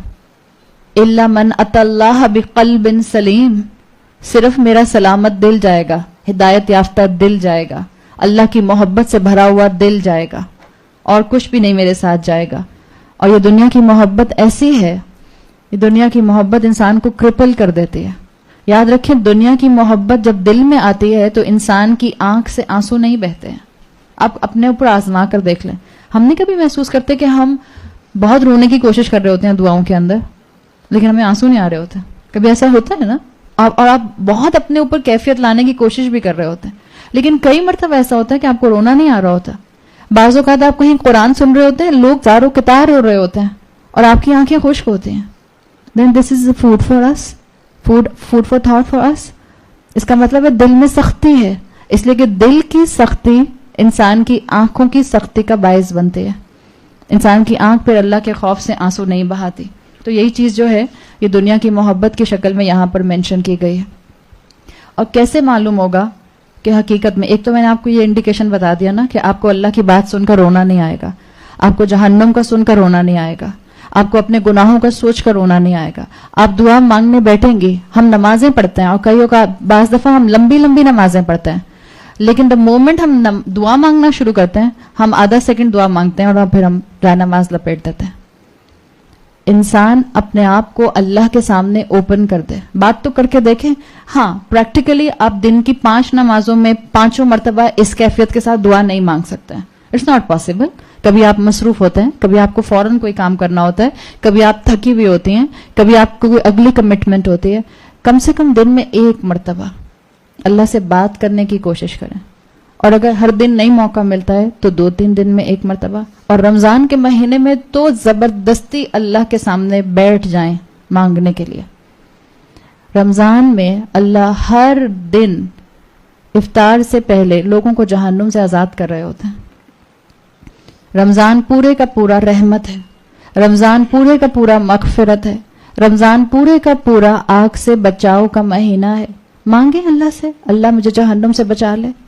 क्यों मिस कर रहे हैं ये टाइम? इफ्तार से पहले का टाइम 3 मिनट भी हो, कम से कम 5 से 3 मिनट का टारगेट रखें. ये टाइम मैंने दुआ मांगनी है, ये टाइम मैंने अल्लाह से बात करनी है. आपको जो दुआ आती है मांगे. आप जो दुआ किताब से पढ़ना चाहती हैं पढ़ लीजिए, लेकिन मैं आपको मशवरा दूंगी कि जो आपको अपनी जुबान में बात करनी है अल्लाह से वो बात कीजिए. अगर आपको अरबी की जुबानें नहीं आती, दुआ पढ़ी नहीं जाती, दुआ मांगी जाती है. जब हम पढ़ते हैं तो हम अल्लाह से ताल्लुक को बहुत आर्टिफिशियल कर लेते हैं.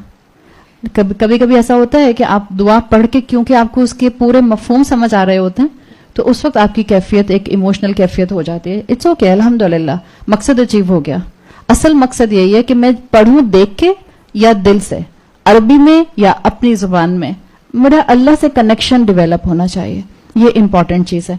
तो एक दिल की सख्ती या दिल में दुनिया की मोहब्बत का आना, दुनिया की जीनत के ऊपर खो जाना, इसका एक जो स्कॉलर्स इंडिकेटर बताते हैं वो ये बताते हैं कि इंसान की आंख अल्लाह की मोहब्बत में रोती नहीं है.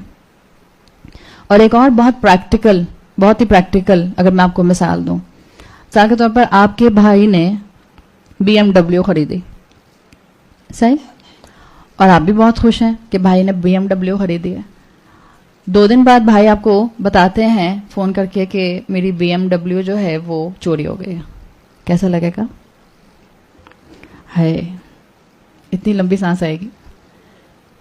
इंसान जनरली ये पूछता है कि भाई आपने सिक्योर करवाई थी या कुछ किया था, फौरन पूछता है ना. और आपके भाई कहते हैं हाँ हाँ करवा ली थी इंश्योरेंस, तो आप क्या कहती हैं? अल्हम्दुलिल्लाह, शुक्र अल्हम्दुलिल्लाह. और भाई कहते हैं कि नहीं, मैंने इंश्योरेंस नहीं करवाई थी, मुझे जरूरत नहीं थी. تو پھر جو آپ کے دل کے اوپر ایک بادل چھاتا ہے غم کا, اور پھر آپ کو ظاہر ہے بھائی ہے, یہ شوہر ہے, جو بھی ہے, یا آپ کی ہے, آپ سمجھ لیں. سمجھانا یہ چاہ رہی ہوں کہ یہ دنیا جب جاتی ہے تو انسان کتنا دکھی ہوتا ہے. بھائی نے کہا نہیں انشورنس نہیں کروائی تھی اور ان کی BMW چلی گئی, تو آپ کو دکھ کتنا ہوگا, بہت سخت دکھ ہوگا نا. وہی بھائی 15 سال سے فرض نمازیں نہیں پڑھتا,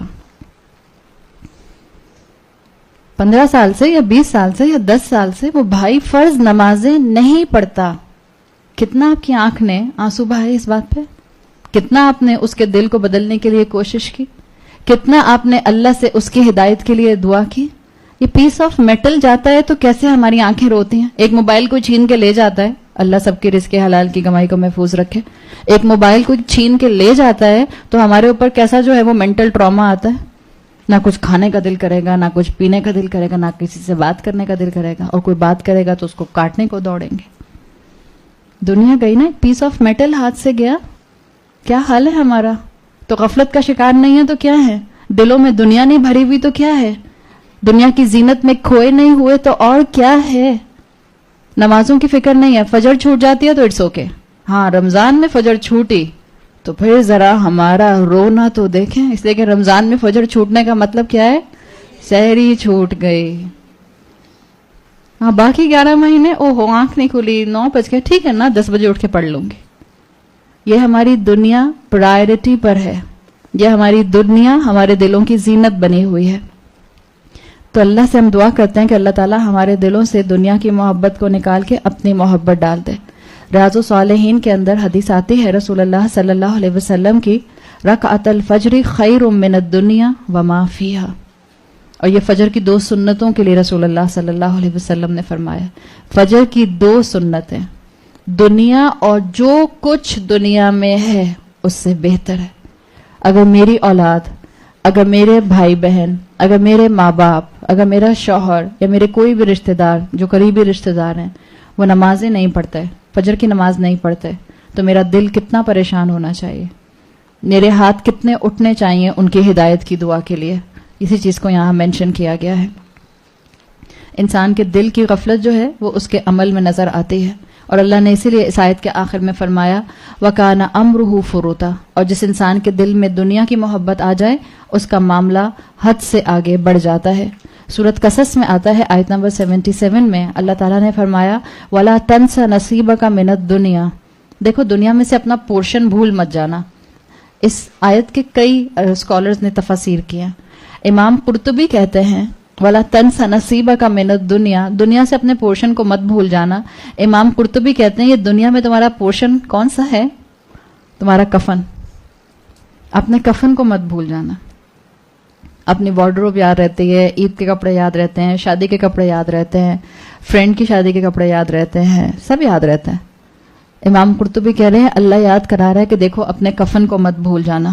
اس لیے کہ مٹیریلسٹکلی اگر کوئی چیز انسان کے ساتھ دنیا کی اس کی قبر میں جائے گی تو وہ یہی 2 چادر کے ٹکڑے ہوتے ہیں جو ہمارے ساتھ جاتے ہیں, کاٹن کے چادر کے سفید 2 ٹکڑے, بس باقی سب آپ پیچھے چھوڑ کر چلی جائیں گی. یہ ہے دنیا کی اصل میں حقیقت. امام غزالی نے اپنے ایک شاگرد کو ایک مرتبہ دنیا کی حقیقت بتانے کے لیے ایک مثال دی. وہ کہتے ہیں کہ دنیا کی حقیقت کیا ہے. کہتے ہیں کہ ایک شخص جنگل میں سے جا رہا تھا, جنگل سے گزر رہا تھا, تو گزرتے ہوئے کچھ راستہ کراس کرنے کے بعد اس کو فیل ہوا کہ ایک شیر ہے اور وہ شیر اس کو فالو کر رہا ہے. تو اس شخص نے دوڑنا شروع کر دیا اپنی جان بچانے کے لیے. دوڑتے دوڑتے دوڑتے دوڑتے یہ ایک جگہ پہ پہنچا جہاں پر ایک کنواں تھا. تو اس کو سمجھ نہیں آیا کہ سامنے کنواں ہے اور پیچھے شیر ہے, تو اس نے کنویں میں چھلانگ لگا دی. کنویں میں چھلانگ لگائی تو اس کو رسی ایک ہاتھ میں اس کے آ گئی. تو بہت خوش ہوا کہ چلو رسی میرے ہاتھ میں آ گئی تو میں ایک گہرے پانی میں, پانی کے پٹ میں گرنے سے بچ بھی گیا اور میں جو ہوں شیر سے بھی بچ گیا. لیکن اب انتظار کرتا رہا کہ شیر جائے گا تو میں باہر نکلوں گا. اب وہ گزرتا گیا وقت, گزرتا گیا وقت, لیکن شیر جو تھا وہ وہاں سے ہلا ہی نہیں. تو شیر وہیں بیٹھا ہوا ہے, ہوور کر رہا ہے کہ یہ کب شخص باہر آئے اور میں اس پر حملہ کروں, اور ادھر یہ شخص جو ہے یہ اس رسی سے لٹک رہا ہے اور نیچے جو ہے وہ گہرا پانی ہے. کہتا ہے کہ اسی انتظار میں تھوڑی دیر کے بعد میں نے دیکھا کہ 2 چوہے ہیں, ماؤس ہیں, ایک کالا ہے اور ایک سفید ہے, اور دونوں نے اس رسی کو نبل کرنا شروع کر دیا ہے, کاٹنا شروع کر دیا ہے. چوہا کترتا ہے نا چیزوں کو. تو یہ شخص کہتا ہے کہ میں نے دیکھا کہ وہ جو دو چوہے ہیں انہوں نے اس رسی کو کاٹنا شروع کر دیا ہے. اسی پریشانی میں کہ یہ کاٹیں گے تو میں نیچے گر جاؤں گا, کہتا ہے میری نظر جو ہے وہ کنویں کی دیوار پر پڑی, تو وہاں پر ایک ہنی کام تھا, مکھیوں کا چھتا لگا ہوا تھا. تو اس نے کیا کیا, اپروچ میں تھا تو اس نے فوراً اپنا ہاتھ آگے بڑھایا, ہنی کام میں سے ہنی لی اور اس کو لک کیا, اس کو ٹیسٹ کیا.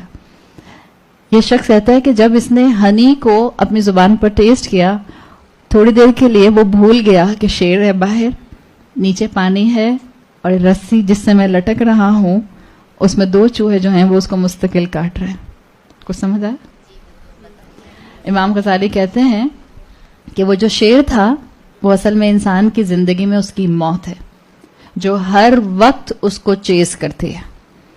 ہماری موت ہمارے ساتھ ساتھ ہوتی ہے. موت کے لیے کہتے ہیں موت is the best guard, death is the best guard. کوئی گارڈ آپ کو اتنا نہیں بچائے گا جتنی موت آپ کو بچائے گی, اس لیے کہ جب تک آپ کا وقت نہیں آئے گا موت آپ کو مرنے نہیں دے گی. اللہ نے اس کو یہی حکم دیا ہوا ہے. تو اس مثال میں, اس کہانی میں جو شیر ہے وہ موت ہے, ڈیتھ ہے. وہ جو گڑھا ہے پانی کا جس میں انسان گر جائے گا وہ اس کی قبر ہے. اس لیے کہ کوئی چاہے نہ چاہے اس قبر میں تو انسان کو جانا ہی جانا ہے, اور یہی قبر ہوگی جو ایک نیک انسان کے لیے جنت کے باغوں میں سے ایک باغ ہوگی, اور اگر برا انسان ہوگا, نافرمان انسان ہوگا تو جہنم کے گڑھوں میں سے ایک گڑھا ہوگی. پھر امام غزالی کہتے ہیں کہ وہ جو رسی ہے وہ اس کی زندگی ہے, اور وہ جو دو چوہے ہیں جن میں سے ایک وائٹ ماؤس اور ایک بلیک ماؤس ہے, بلیک ماؤس آپ کی رات ہے اور وائٹ ماؤس آپ کا دن ہے. آپ کا دن اور آپ کا رات اتنی ہی تیزی سے گزر رہا ہے اور آپ کی دنیا کی زندگی کی رسی کو کاٹنے کی کوشش کر رہا ہے. اور وہ ہنی کام کیا ہے؟ دنیا کی ٹیمپٹیشنز, دنیا کی زندگی, دنیا کی خواہشات. تو یہ مثال امام غزالی نے دی اور دنیا کی حقیقت بتا دی کہ دنیا کی اتنی ہی سی حقیقت ہے, اور دنیا اتنی ہی تیزی سے آپ کو دھوکہ دیتی ہے. دنیا آپ کے اوپر ایک ڈیلیوژن کا پردہ ڈال دیتی ہے. متاع الغرور کہتے ہیں نا دنیا کو. تو اسی لیے کہا اللہ تعالیٰ نے کہ جو اللہ سے غافل ہوگا, جو اللہ کے ذکر سے غافل ہوگا, وَكَانَ أَمْرُهُ فُرُوطًا, اس کا تو معاملہ جو ہے وہ حد سے آگے بڑھ جائے گا.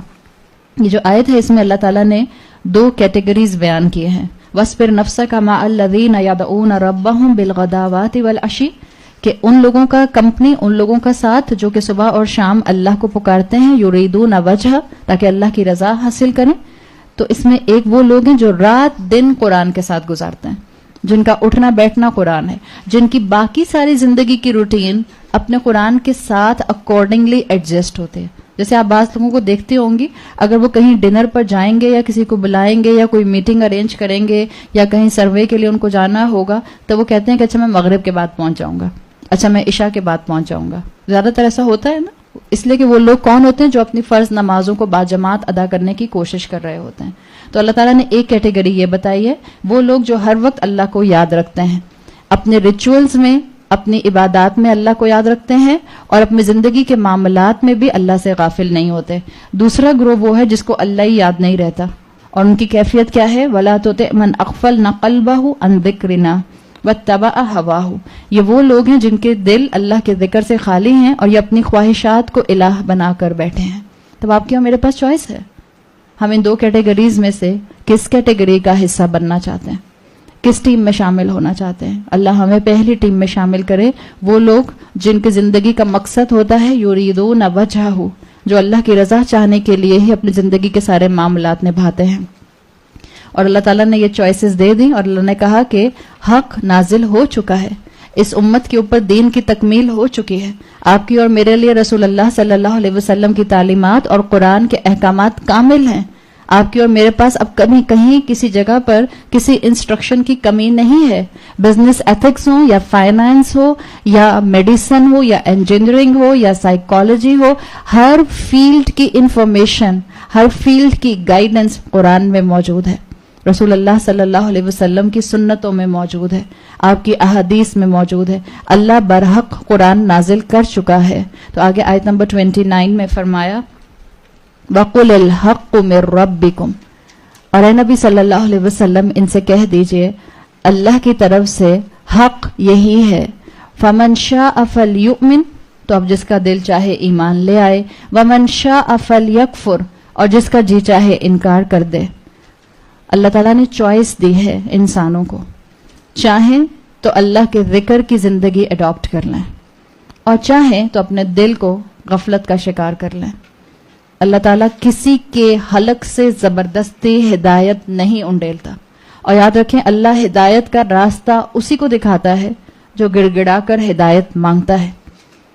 कितनी आपको प्यास लगी हो डिपेंड करता है आप उसी इंटेंसिटी के साथ पानी मांगते हैं।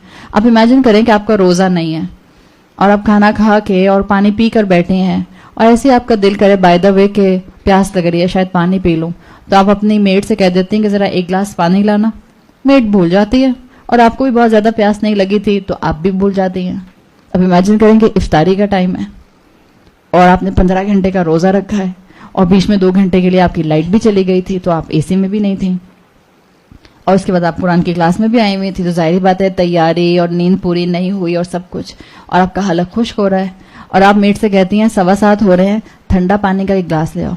मेड भूल जाती है, तो आपके अंदर से एक स्क्रीम और चीख निकलेगी कि नहीं निकलेगी? तो डिपेंड करता है कि आप जब हिदायत मांग रही हैं तो कितने दिल के साथ मांग रही हैं, कितनी आपको जरूरत है। जितनी आप हिदायत की जरूरत महसूस करेंगी उसी इंटेंसिटी के साथ मांगेंगी। तो अल्लाह ने तो चॉइस दी है, अल्लाह ने दोनों रास्ते वाजे कर दिए हैं। हिदायत का रास्ता भी वाजे है और डिविएंट रास्ता भी वाजे है। आप सल्लल्लाहु अलैहि वसल्लम की जामे तिरमिजी में सही हदीस आती है, आपने फरमाया सलासुन इदा खरजना लम यनफा नफ्सन ईमानुहा लम तकुन आमनत मिन कब्ल।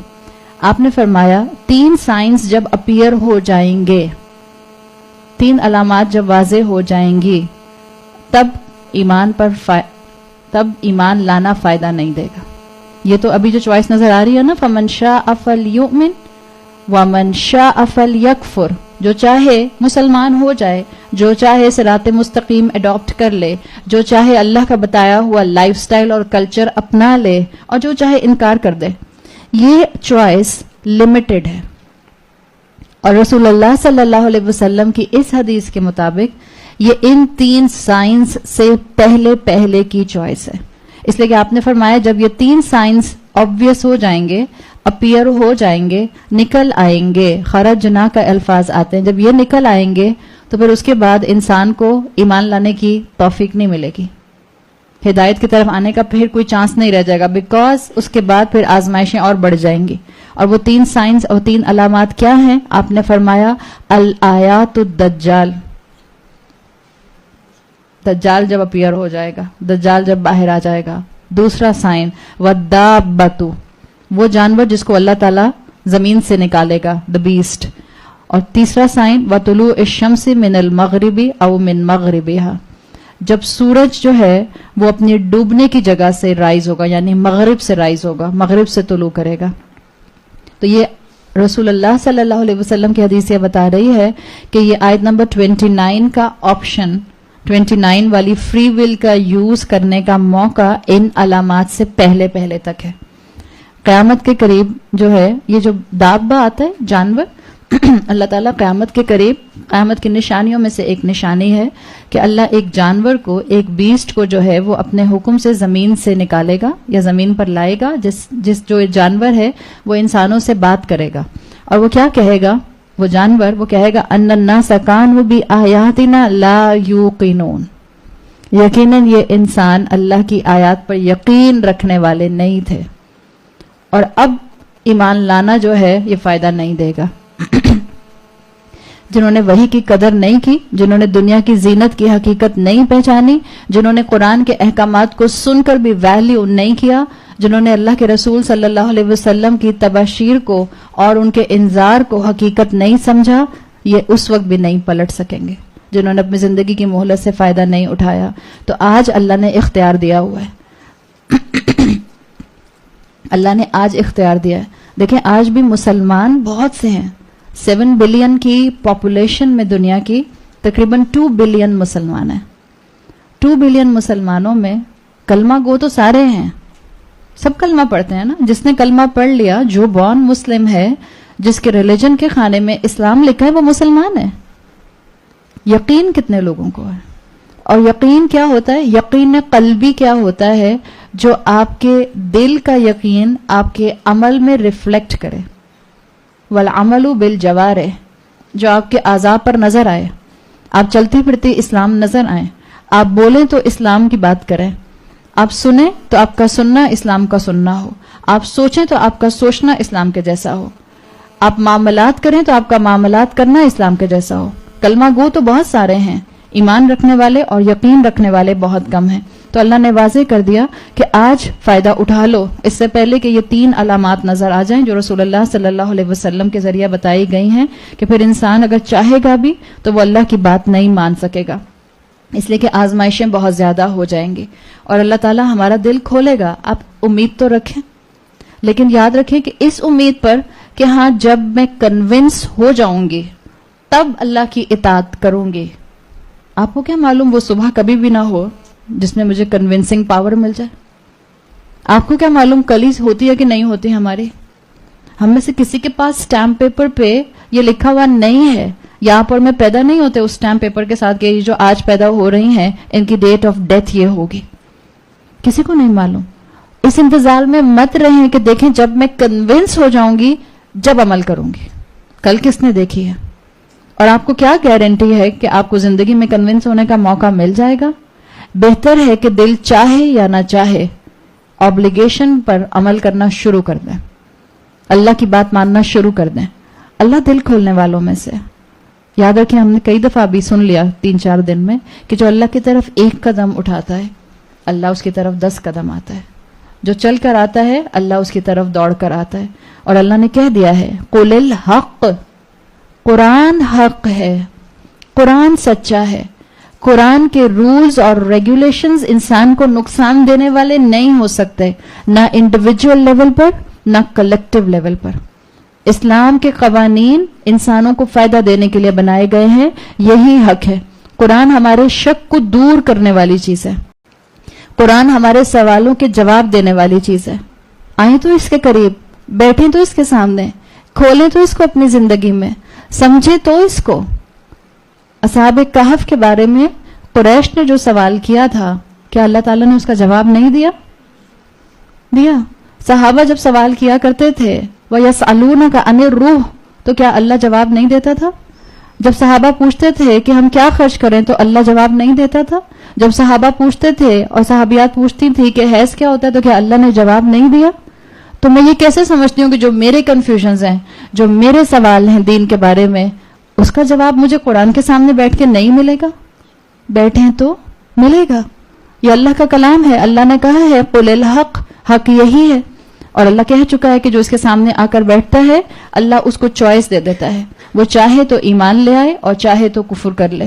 اور ہمارا یہ ایمان ہے, ہمارا یہ عقیدہ ہے الحمدللہ کہ اللہ تعالیٰ نے ہمیں ایک certain type of free will دی ہے.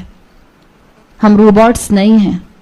اللہ نے ہمیں ایک طرح کی فری ول دی ہے اور اسی فری ول کی بیسس پر حساب کتاب ہوگا. یہ فری ول کہ میں چاہوں تو اللہ کا بتایا ہوا راستہ اختیار کر لوں اور میں چاہوں تو اللہ کی نافرمانی کی زندگی جو ہے وہ گزارتی رہوں. یہ ایلیمنٹ آف فری ول ہر انسان کے اندر موجود ہے. ہاں یقیناً یہ فری ول جو ہے یہ اللہ کی قدر کے کنٹرول میں ہے. اللہ جانتا ہے کون سا بندہ جو ہے, اور جیسے ماں اپنے بچوں کو جانتی ہے, ہم مائیں جو ہیں دنیاوی لحاظ سے کتنے کیا ویلیو رکھتے ہیں عقلوں کے حساب سے. انسان اپنی زندگی کے اندر 5 to 7% سے زیادہ اپنا برین استعمال نہیں کرتا ہے. اس کے باوجود, اتنا کم استعمال کرنے کے باوجود ماں اپنے بچے کو جانتی ہے. اللہ رب العزت جو اپنی صفات میں کامل ہے, اس نے جو انسان خود بنائے ہیں وہ ان انسانوں کی نیچر سے نہیں جانتا ہوگا کہ کون کہاں تک پہنچے گا. تو فری ول ہر انسان کو دی گئی ہے. ایک اسکول آف تھاٹ ہے دنیا میں جو کہتا ہے اور جس کا خیال ہے کہ نہیں انسان جو ہیں ان کو صرف روبوٹس کی طرح بنایا گیا ہے. وہ کہتے ہیں we are just leaves in the ونڈ.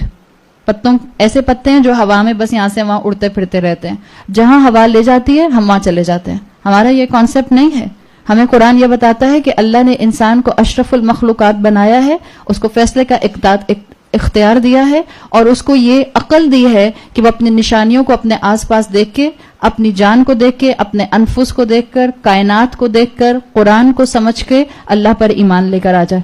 اسی طرح ایک آپ کو بلیف ملتا ہے، ایک اسکول آف تھاٹ ملتا ہے دنیا کے اندر کہ جو کہتے ہیں کہ نہیں، ہمارے اوپر کسی کا کوئی اختیار نہیں ہے، ہم کمپلیٹلی فری ہیں اور ہم جیسے چاہیں زندگی گزاریں. ہم کمپلیٹلی فری نہیں ہیں. ہمارا جو ہم مسلمانوں کا، جو اہل سنت والجماعت کا عقیدہ ہے وہ یہ ہے کہ ہمارے پاس ایک سرٹن ایلیمنٹ آف فری ول ہے. اب ہم ایک حد تک اپنی فری ول کو استعمال کر سکتے ہیں اور وہ فری ول ہدایت کو چوز کرنے یا کفر کو چوز کرنے کے لیے. اس لیے کہ ہمیں پورا اختیار نہیں ہے. کہ آپ کو اور مجھے اختیار ہے ہم جب چاہیں اپنے دل کو روک لیں اور جب چاہیں اس کو آن کر دیں؟ ہمیں تو اختیار نہیں ہے. تو بیلنس معاملہ الحمدللہ اللہ کے رسول صلی اللہ علیہ وسلم نے ہمیں سکھایا ہے اور اسی کی ہمیں یہاں پر جو ہے وہ تلقین کی گئی ہے کہ اللہ تعالیٰ نے بتا دیا کہ اصل میں یہ دنیا جو ہے اس کو اللہ تعالیٰ نے بنایا ہے تاکہ اللہ چیک کرے کہ کون اپنی فری ول سے اللہ کی دی ہوئی ہدایت کی طرف آتا ہے. جیسے سورہ تکویر کی آیت نمبر 28 اور 29 میں آتا ہے لمن شاء منکم ان یستقیم، جو تم میں سے چاہے صراط مستقیم پر آ جائے. وما تشاءون الا ان یشاء اللہ رب العالمین، اور یقیناً تم نہیں چاہ سکتے ہو مگر وہ جو تمہارا رب چاہے. اس لیے کہ اللہ جانتا ہے کہ اس کے کس بندے کے اندر کیا کیپیبلٹی ہے.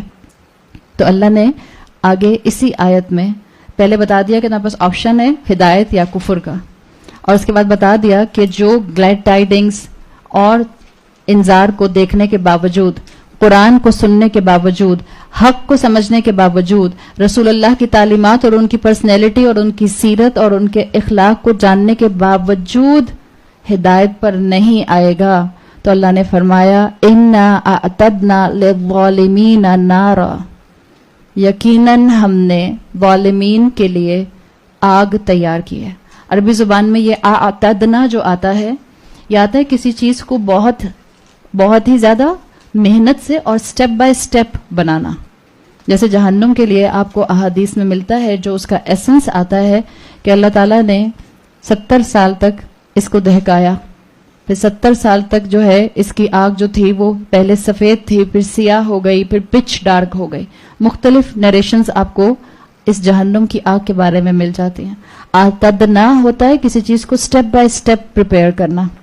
تو اللہ نے فرمایا اِنَّا أَعْتَدْنَا لِلظَّالِمِينَ نَارًا أَحَاطَ بِهِمْ سُرَادِقُهَا، بے شک ہم نے ظالم لوگوں کے لیے آگ تیار کر رکھی ہے جس کی دیواریں، آپ سوچیں آگ کی دیواریں، ہم سے تو آگ کا ایک فلیم کا ٹچ برداشت نہیں ہوتا، جس کی دیواریں ان کو سراؤنڈ کر لیں گے، سُرَادِقُهَا انویلپ کر لیں گے، آگ ان کو لپیٹ لے گی.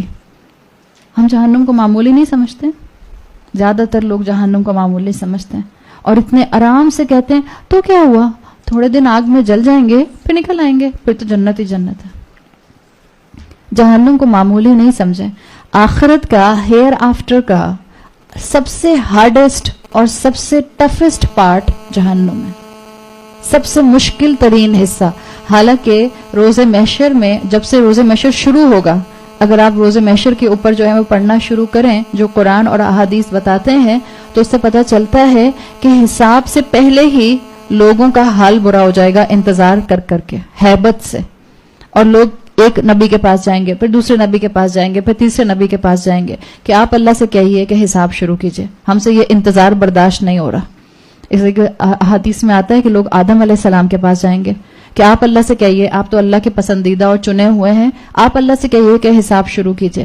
آدم علیہ السلام کہیں گے مجھے حیا آتی ہے اس لیے کہ میں نے ایک غلطی کی تھی جنت میں پھل کھانے والی.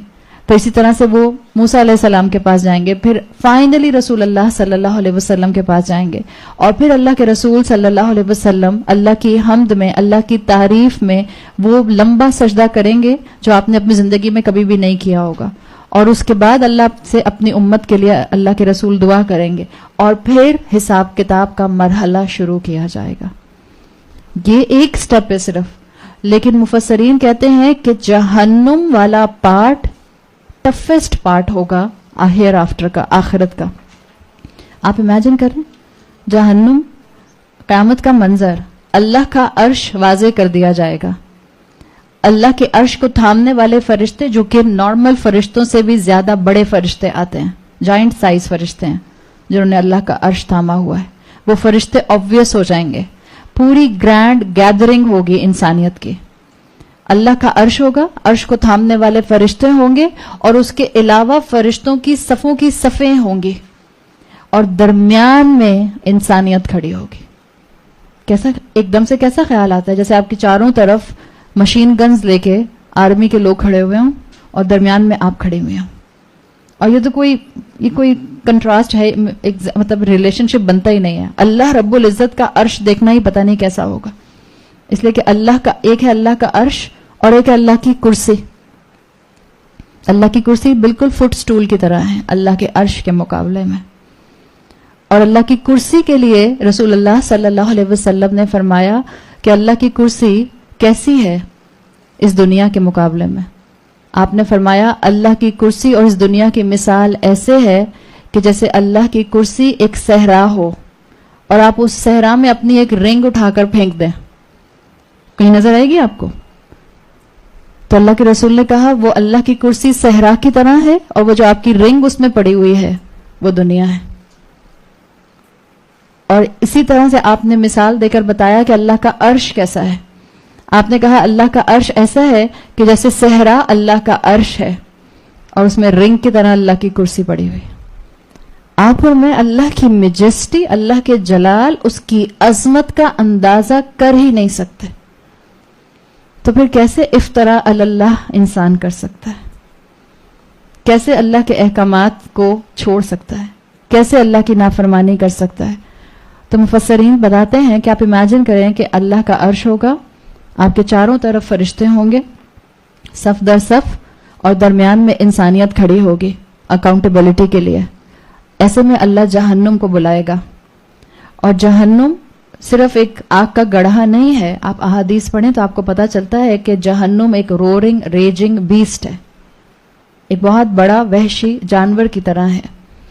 جہنم کے لیے آتا ہے احادیث میں جہنم کو 70,000 لگاموں سے پکڑا گیا ہے, تھاما ہوا ہے اس کو, اس لیے کہ ایک بیسٹ جو کہ آپ سے آؤٹ آف کنٹرول ہو رہا ہو, اب اس کو کنٹرول کرنے کے لیے اس پر چینز اور اس پر رسی ڈال دیتے ہیں. جہنم کے لیے رسول اللہ صلی اللہ علیہ وسلم نے ڈسکرائب کیا کہ جہنم کو 70,000 روپس رسیوں سے لگاموں سے باندھا گیا ہے, اور ہر ایک رسی کو 70,000 فرشتوں نے پکڑا ہوا ہے. سورہ فجر میں آیت نمبر 22 اور 23 میں آتا ہے وَجَاءَ رَبُّكَ وَالْمَلَكُ صَفًّا صَفًّا. ہم تو ایسے ترنم کے ساتھ پڑھ کے آگے گزر جاتے ہیں کہ ہمیں احساس بھی نہیں ہوتا کہ ہم قیامت کے کس ہولناک منظر کو پڑھ رہے ہیں. جب سمجھ نہیں آئے گا تو آنسو کیسے بہیں گے؟ جب امیجن نہیں کر سکیں گے تو اللہ کا خوف کیسے طاری ہوگا؟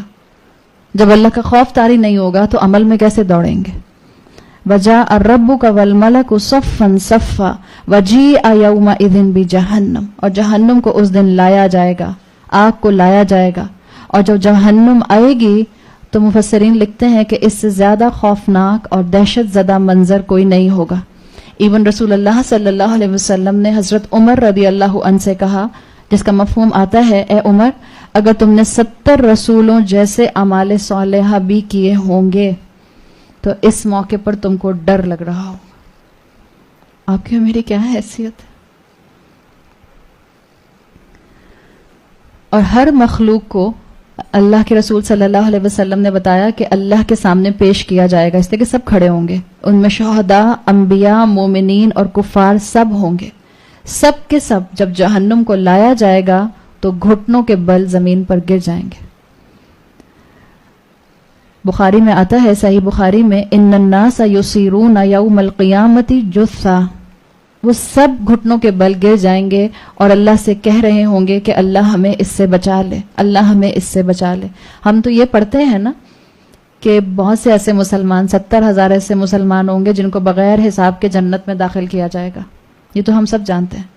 یہ بھی تو ہمیں جاننا چاہیے کہ بہت سے ایسے لوگ بھی ہوں گے جن کو بغیر حساب کے جہنم میں پھینک دیا جائے گا. اکاؤنٹیبلٹی بھی نہیں ہوگی ان کی, اللہ مڑ کر بھی نہیں دیکھے گا, اللہ ان کی کتاب پر نظر بھی نہیں ڈالے گا, اس لیے کہ ان کے اعمال راکھ بنا کر, ایشز بنا کر اڑا دیے جائیں گے. اور جہنم کے لیے آتا ہے کہ جہنم کے اندر سے ایک گردن نکلے گی. واللہ اعلم, اللہ ہمیں اس موقع پر بھی اپنی رحمتوں کے سائے میں رکھے. اللہ ہمیں جہنم سے بچائے. جہنم کے اندر سے ایک گردن نکلے گی, اور جس کو جہنم دیکھے گی اس کا مطلب ہوگا کہ وہ اس کا انہیبیٹنٹ ہے. تو آپ صلی اللہ علیہ وسلم نے فرمایا کہ کوئی نظر اٹھائے گا نہیں, اور لوگوں کی نظریں زمین پر گڑ جائیں گی تاکہ جہنم ہمیں مت دیکھے. اس لیے کہ جس کو وہ دیکھے گی وہ جہنمی بننے والا ہوگا, وہ جہنم میں گرا دیا جائے گا. اور جہنم کی جو آوازیں ہیں, اسکریمنگ, جو رورنگ ساؤنڈز ہیں, وہ سنائی دے رہی ہوں گی. یہ آپ صلی اللہ علیہ وسلم کی جو احادیث ہیں اور یہ جو قرآن ہے, یہ مجھے اور آپ کو جو ڈسکرپشن دے رہا ہے, یہ صرف ڈرانے کے لیے دے رہا ہے. قرآن ہارر مووی کی طرح نہیں ہے کہ خود ہی لے کر آتے ہیں, خود ہی بیٹھ کر لگاتے ہیں, پاپ کارن کھاتے ہیں اور اس کے بعد کہتے ہیں اللہ 4 دن تک ڈر لگے جا رہا ہے. ہارر مووی سے ڈرتے ہیں اور جہنم کے ڈسکرپشن سے ڈر نہیں لگتا. یہ کیسا ڈر ہے؟ ہارر مووی سے ڈریں گے تو دوسرے کمرے میں نہیں جائیں گے جس میں اندھیرا ہے, اور جہنم سے, جہنم کے ڈسکرپشن سے ایسا ڈر بھی نہیں لگتا کہ گناہ کی جگہ پر قدم نہ رکھے. ہم انسان کا کیا حال ہے؟ انسان بہت ظالم ہے رب کی نافرمانی میں.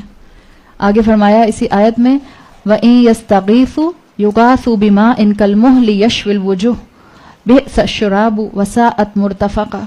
اور جہنم میں اگر وہ پانی مانگیں گے تو ان کو پانی مولٹن لیڈ, پگھلے ہوئے تانبے کی شکل میں دیا جائے گا, جو ان کے چہرے کو برن کر دے گا, جو ان کا منہ بھون دے گا. اور کیا ہی برا پینے کی چیز ہے, اور کتنی بری جگہ ٹھہرنے کی. آپ امیجن کریں, یہ وہ ڈسکرپشنز ہیں جس کو آپ کا اور میرا دماغ رجسٹر نہیں کر سکتا ہے. آج کل گرمی ہے نا, اگر آپ ایک دم سے شاور کے نیچے کھڑے ہو جاتے ہیں جا کے دوپہر کے 3 بجے, تو جو پانی آتا ہے جان نکل جاتی ہے نا اس سے. اس کا کیا ٹیمپریچر ہے؟ جہنم کی آگ دنیا کی آگ سے 69% زیادہ سخت ہے. جہنم کی آگ جھلسا دینے والی ہے. جہنم کی آگ جلد کے اندر اذیت کو لانے والی ہے. جیسے ایک اسکالر کہتے ہیں جہنم کی جو ہیٹ ہے وہ شدید ہے, ہر روحا شدید. جہنم کی آگ, اس کی گرمی شدید ہے. ہم سے یہ گرمی برداشت نہیں ہو رہی, 37 اور 40 ڈگری سینٹی گریڈ. جہنم کا ٹیمپریچر کیا ہوگا؟ قاروہا بعید, اس کی ڈیپتھ بہت زیادہ ہے. آپ امیجن کریں کہ ایک چیز ڈیپ بھی ہو اور گرم بھی ہو. اور جہنم کے لیے آتا ہے کہ جہنمی ایک دوسرے سے اذیت میں چپک جب رہے ہوں گے, اس لیے کہ بھر دیا جائے گا جہنم کو, اور جہنم میں اتنے لوگ ڈالے جائیں گے کہ اس کی کیپیسٹی ختم نہیں ہوگی, اور وہ کہتی جائے گی حل من مزید, حل من مزید, کیا اور بھی ہیں؟ جہنم میں ایک دوسرے کے ساتھ چپکنے کا عذاب بھی ہوگا. اگر گرمی ہو بھی یہاں اے سی بند ہو جائے اور پنکھے بھی بند ہو جائیں, اور ہم سب بالکل ایک دوسرے سے چپک کے بیٹھے ہوئے. گرمی میں ایک دوسرے سے ٹچ کرنا کتنا برا لگتا ہے. کہاں جہنم, اور وہاں لوگ جو ہیں وہ ایک ڈیپ قسم کے ڈیپتھ کے اندر ہوں گے. حلیہل حدید, جہنم کا زیور, جہنم کی جو جیولری پہنائی جائے گی وہ لوہے کی ہوگی.